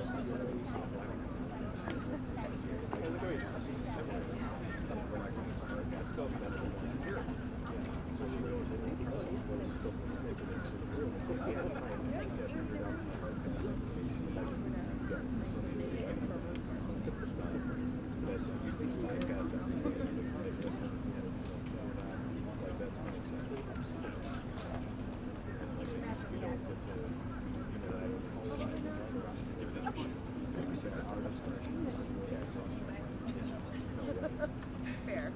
You would say no. I would.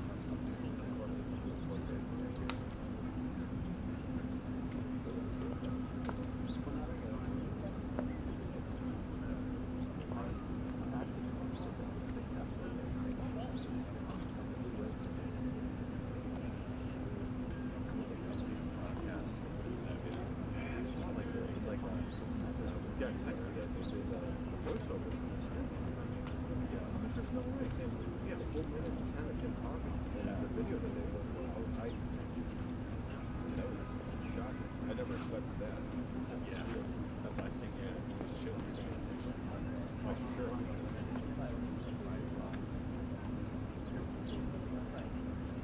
Hoje é um dia dos mais Hoje é um dos dias mais importantes da história americana.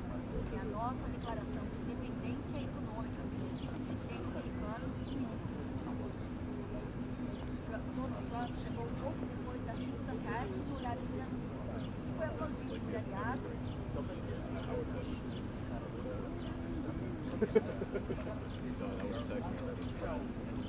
Donald Trump chegou pouco depois das 5 da tarde no horário do Brasil. Foi aplaudido por governo e aliados. Donald Trump chegou pouco depois das 5 da tarde no horário do Brasil. Foi aplaudido por governo e aliados. Nenhuma de nossas empresas podem entrar em outros países, sejam amigos ou inimigos.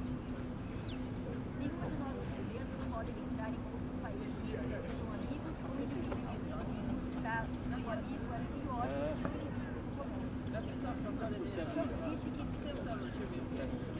Trump disse que tarifas são necessárias para recuperar o que chamou de Trump disse que tarifas são necessárias para recuperar o que chamou de hemorragia dos Estados Unidos, de déficit recorde de 21,1%.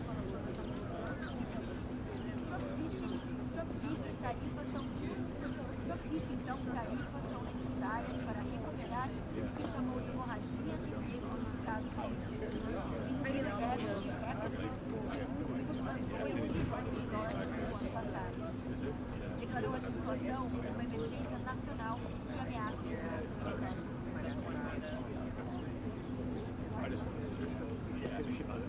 O presidente mostrou uma tabela com a tradução dos países.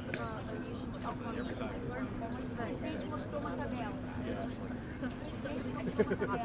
Uma carta dos países. O presidente mostrou uma tabela, uma carta dos países ao que ele chamou de tarifas. Novos países. Parado, percentual diferente, a tarifa modificada. Ao lado, percentual diferente, tarifas monetárias e outros tipos de barreiras comerciais aplicadas nesses países aos produtos americanos. Da coluna da direita, as tarifas que passarão a ser cobradas pelos Estados Unidos. O presidente não deu detalhes de como os cálculos dos percentuais foram feitos. No caso do Brasil, as duas colunas mostravam 10%. Ou seja, o Brasil cobra 10% e será cobrado 10% de tarifa. Vejam os números, eles são tão desproporcionais, tão injustos.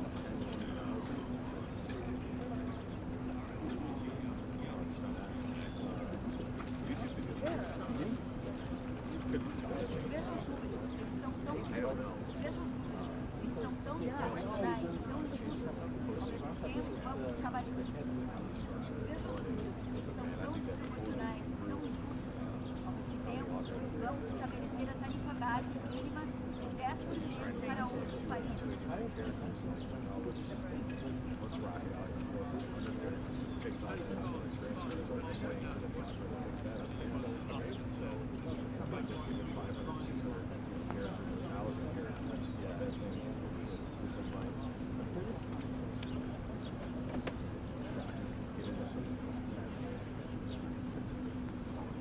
Vejam, eles são tão desproporcionais, tão injustos. Ao mesmo tempo, vamos estabelecer uma tarifa base mínima de 10% para as We are 20%.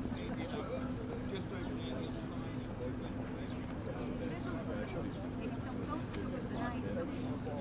Ao mesmo tempo, vamos estabelecer a tarifa base mínima de 10% para outros países para ajudar a reconstruir nossa economia e prevenir o fracasso.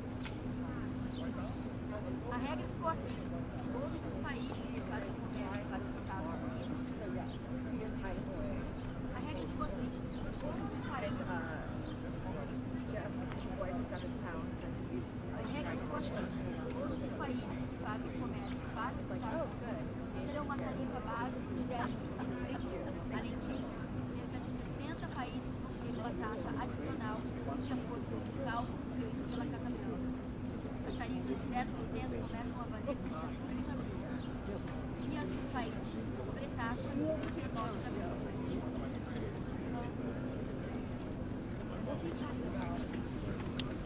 Test. Comunicação com jornalistas antes do anúncio de Trump, autoridades do governo classificou os países como menores infraprodutos e explicou que eles seriam restrições de barreiras para proteger as produções, como manipulação monetária, presídios e exportações e restrições agrícolas. O professor de economia da Universidade de Colômbia, José Sheikman, explica que os americanos devem primeiro sentir o professor de economia da Universidade de Colômbia, José Sheikman, explicou que os americanos devem primeiro o impacto o professor de economia da Universidade de Colômbia, professor de economia da Universidade de Colômbia, José Sheikman, explicou que os americanos devem sentir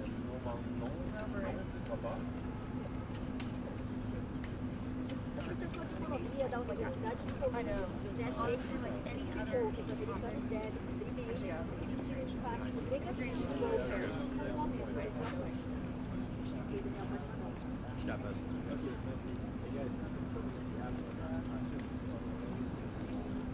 Yeah, at least understand who they are now.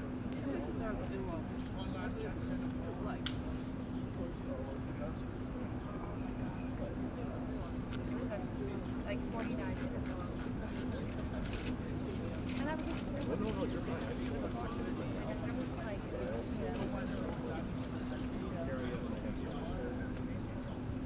That's why I had like added they're all like, oh, Japan, they're all they're tough and active for the rodeo. Like I'm just gonna put that in and at least like kind of fun right now.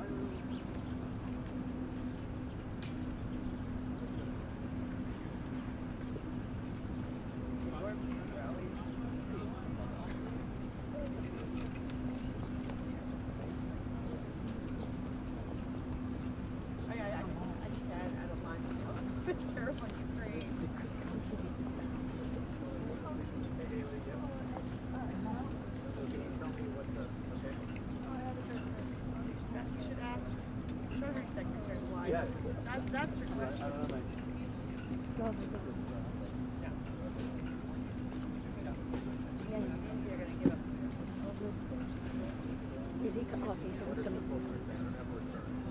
Daniel, você já gravou com duas? Você gravou com duas? Oh, he's going to another one. He's going to all of them. I think he just left one and he's going to another, no? Yeah, He's just going to see. And maybe they're gonna take him out in the other room. They might, Yeah, he's going to another one. Sorry to inform. Is that false? I wasn't there. Well, I think I should see him. Yeah. No, that's what was there. Yeah. And then one of the guys. I was like, what is going on? This is scary.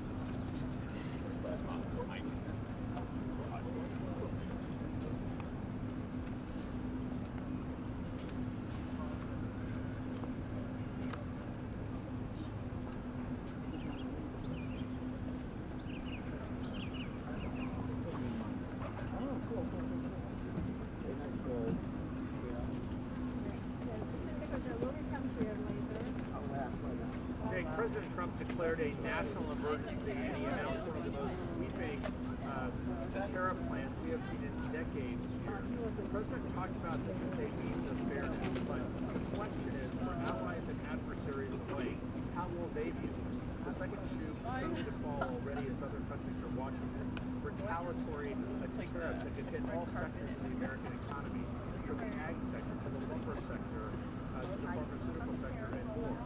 This is how President Trump described it.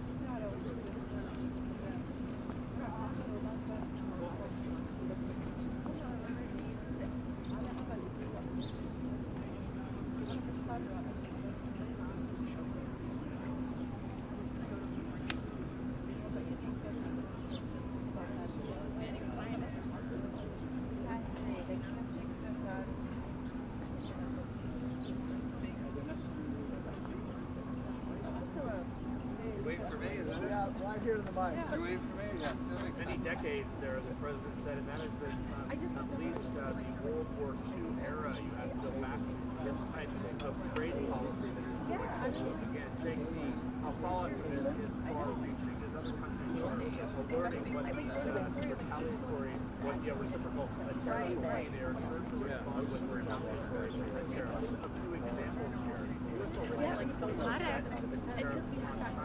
Now, in addition to the 34% that was announced this afternoon, that's a 51% tariffs on China goods. So think of what that's going to do for the economy.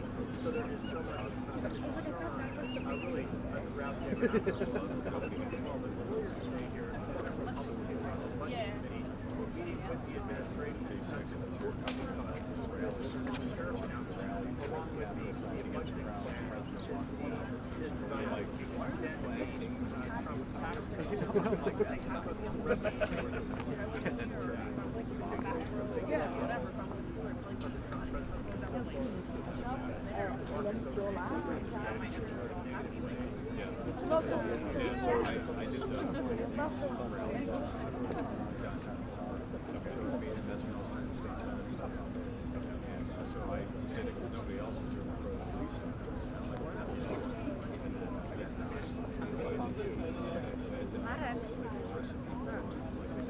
Miałam rację.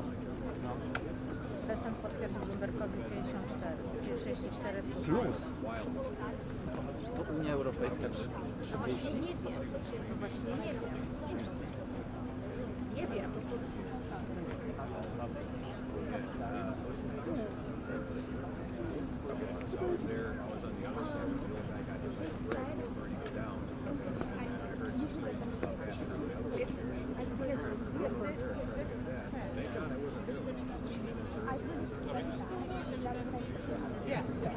Oi, Dani. Alô? Mas agora? Não, mas agora eu tô esperando, tá chegando o secretário de Comércio do Tesouro aqui. Mas não tá chegando. Não chegou, Daniel. 20 mil wcześniej. Só que pra gravar, será? Eu tenho que sair daqui? Não, eu tô indo então lá dentro buscar o meu... Vamos ver, na to, co już nałożył, teraz jeszcze dołoży. Dá um segundo, vai demorar um pouco. Chyba nie.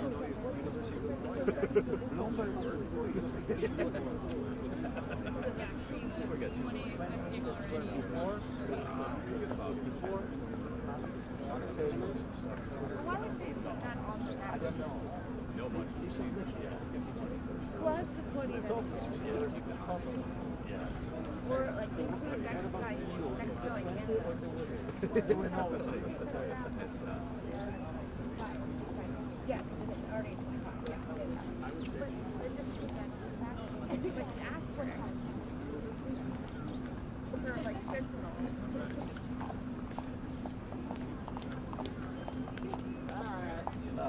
We have just a few questions, please.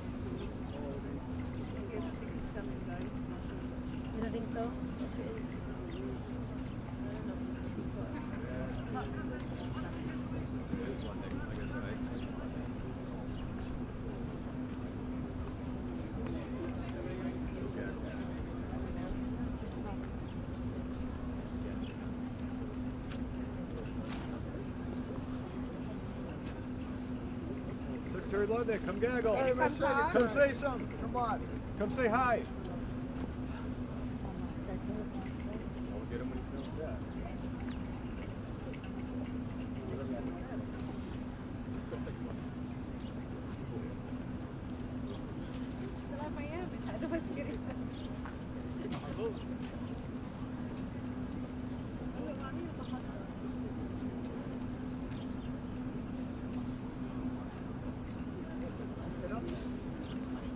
20, ale mnie nie było żadnych. No nie, no więc jakby...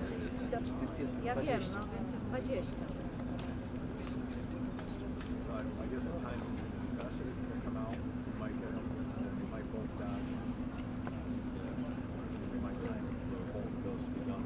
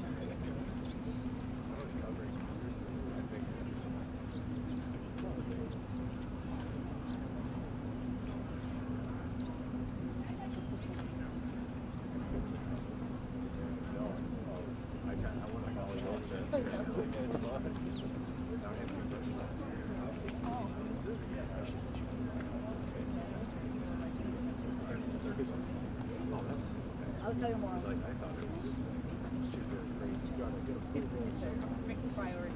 I like to put tomorrow. Okay. Yeah, but I'm not sure yet. I'll try. Yeah. No, it depends. I will know tomorrow because it depends on the north of the man for the night. So I can do tomorrow, but it's gonna be. I definitely be there at 7. Not sure if earlier. Yeah, they're totally on time. Too late. On this fine with me. At 7. 7 or 5? I go to 7. I'm like in the prime time, so. But Maybe you can join. Why don't you leave? Let's speak tomorrow. Again, later. But I'll try to come tomorrow, hopefully earlier. Actually, no, I can't.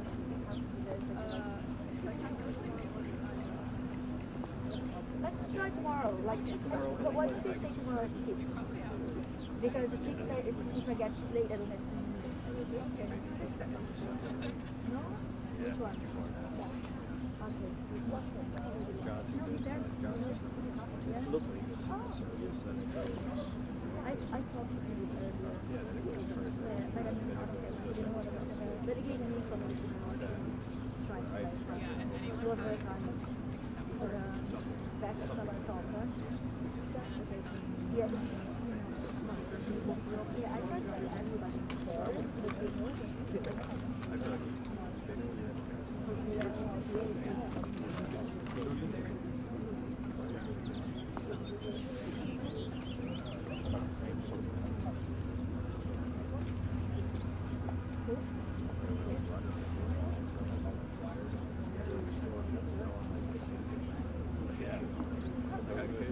I'm very cold. I want to start.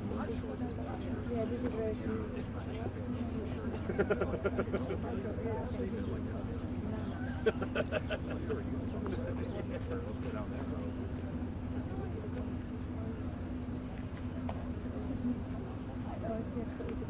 How many times have you gone there? So, okay. I think they're going to tie him with him finishing. So either we'll get Professor or we'll get one or the other. Okay, it's now or never, guys. Not at all. I'll take one or the other day, 1 or 2 days. Oh no. Another one? I think Sean wants to come back to this team.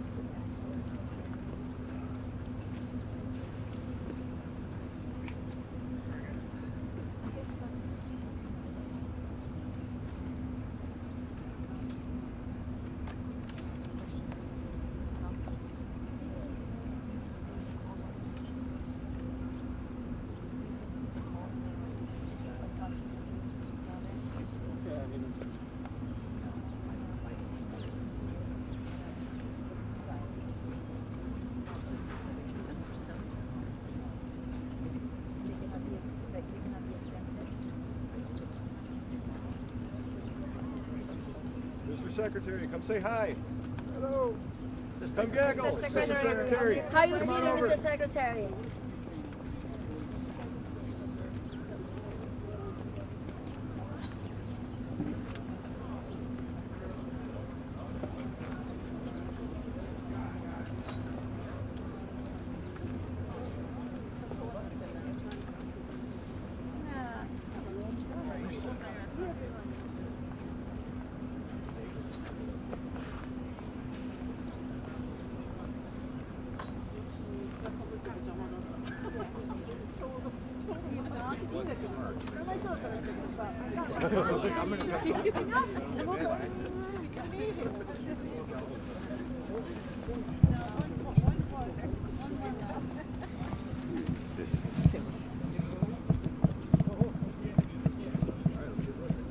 突き出せば大丈夫ですよ。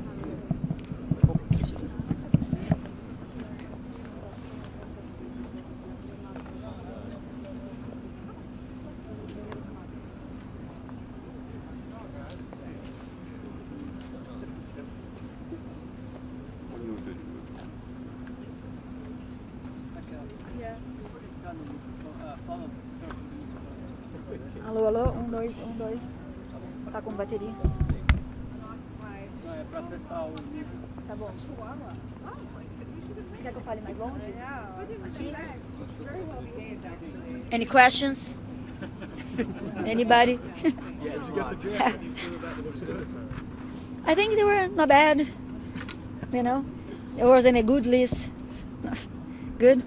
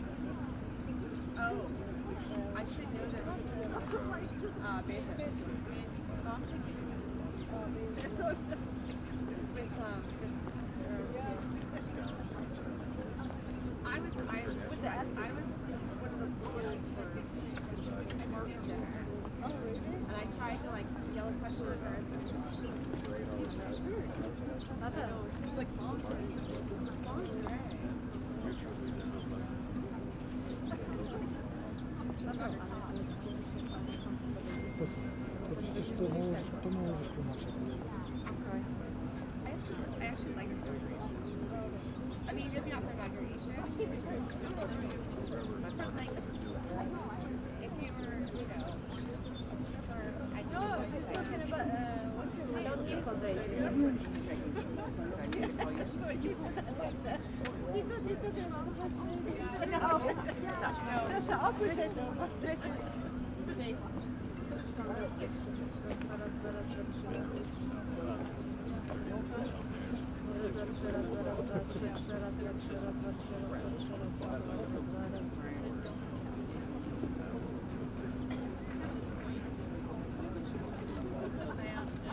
Right, so it would be added, I can let's go back to what they were saying.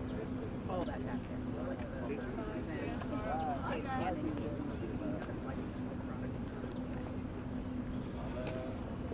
They get added in. Yeah, sorry.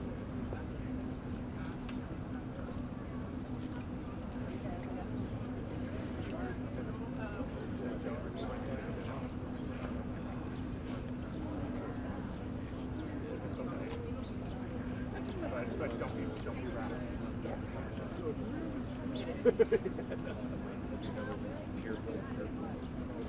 But also plus 248, or you know what I mean? Because there's so it's today's Nobody's right. The internet's not forever. Oh, anyway. Right. Sorry. Okay.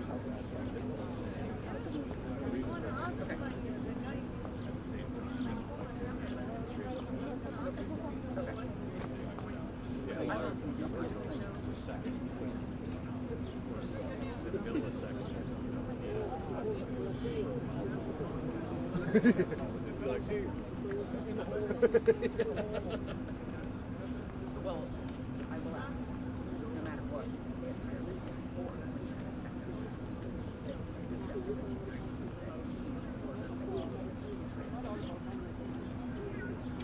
but like, you know, a solar cell that carries 111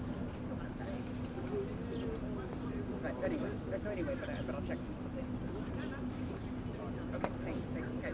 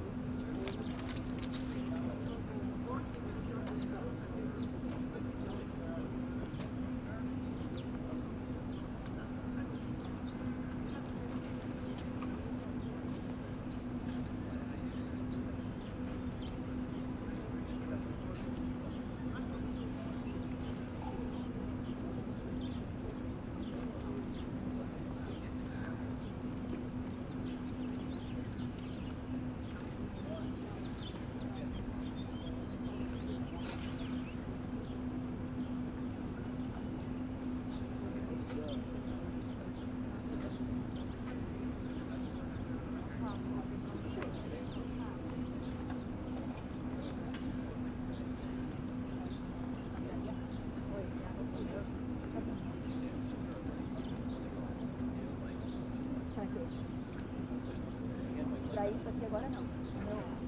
Não, o meu rapaz não deve. Não, acho que tranquilo. Vou ficar aqui agora. Acabando, é uma coisa de cada vez, tá? Não dá pra fazer tudo logo.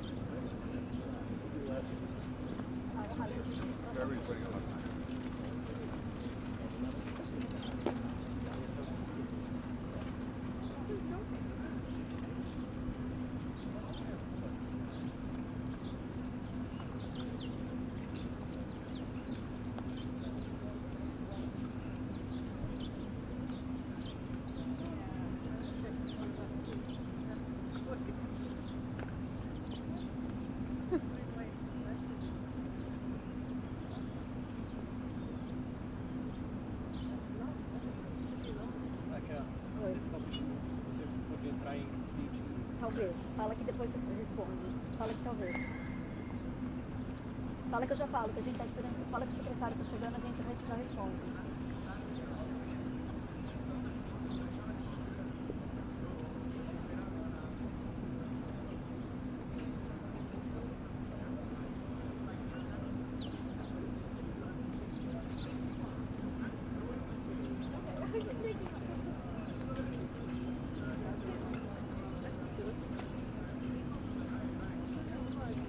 Vamos tentar fazer de dentro, Daniel, com aquelas placas, né?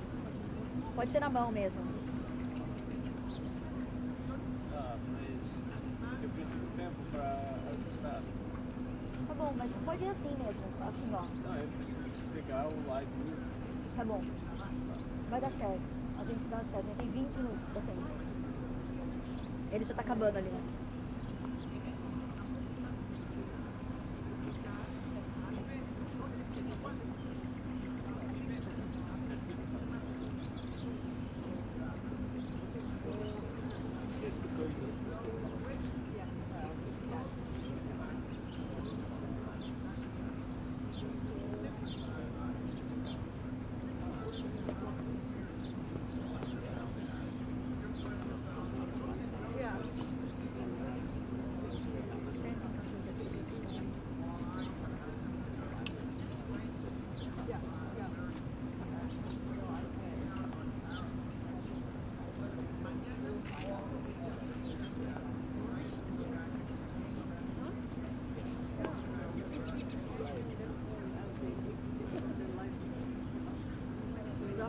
Wrap it up.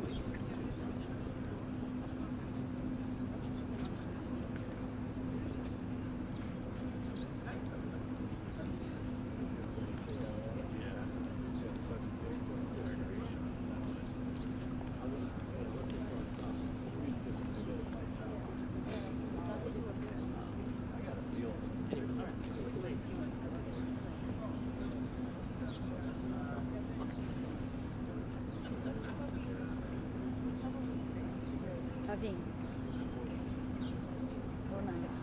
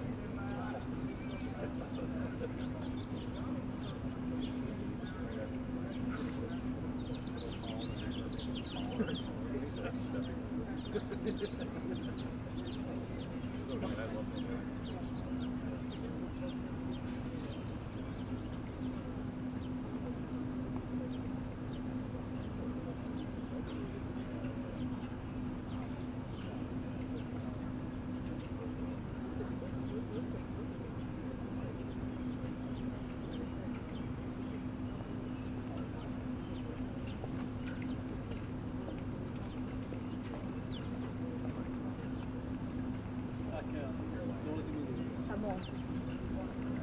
Vai indo lá montar se você quiser e eu passo o telefone aqui. Fica pronto, vai falando com ele e eu vou lá dar uma hora no vídeo.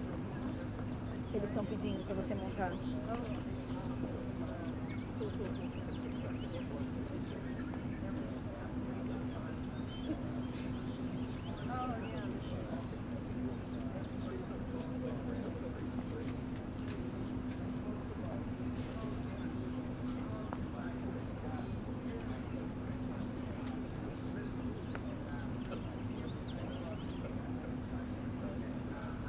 Daniel, they know what?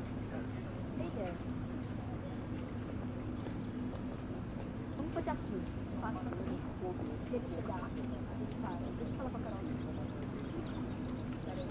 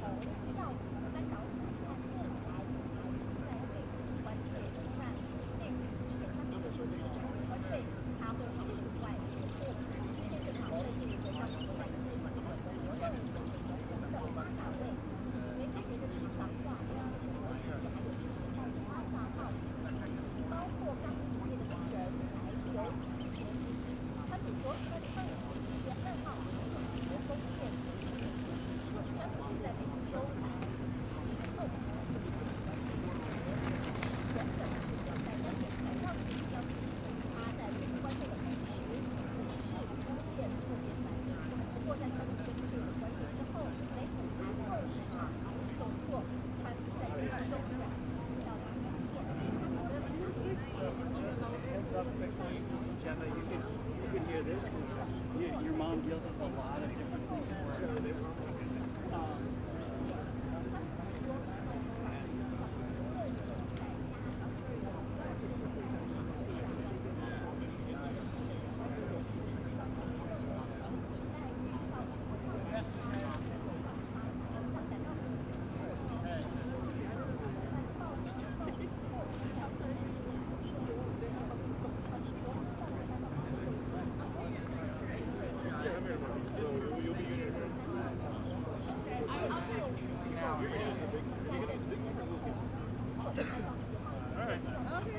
Good. See ya.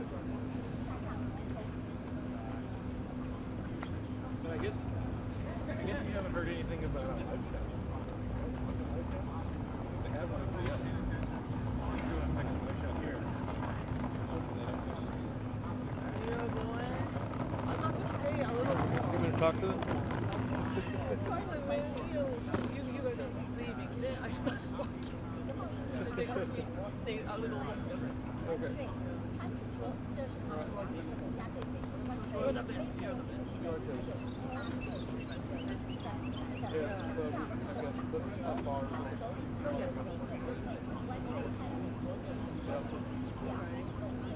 It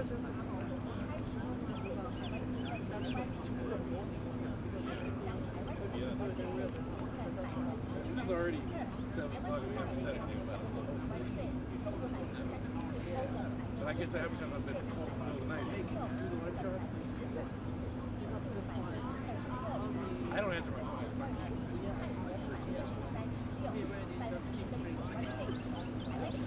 I've done it on the hill.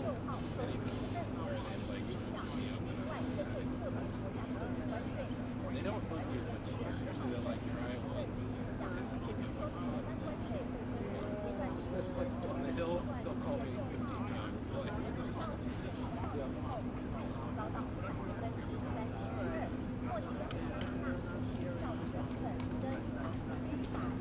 hopefully you get out here soon. I'll see you tomorrow.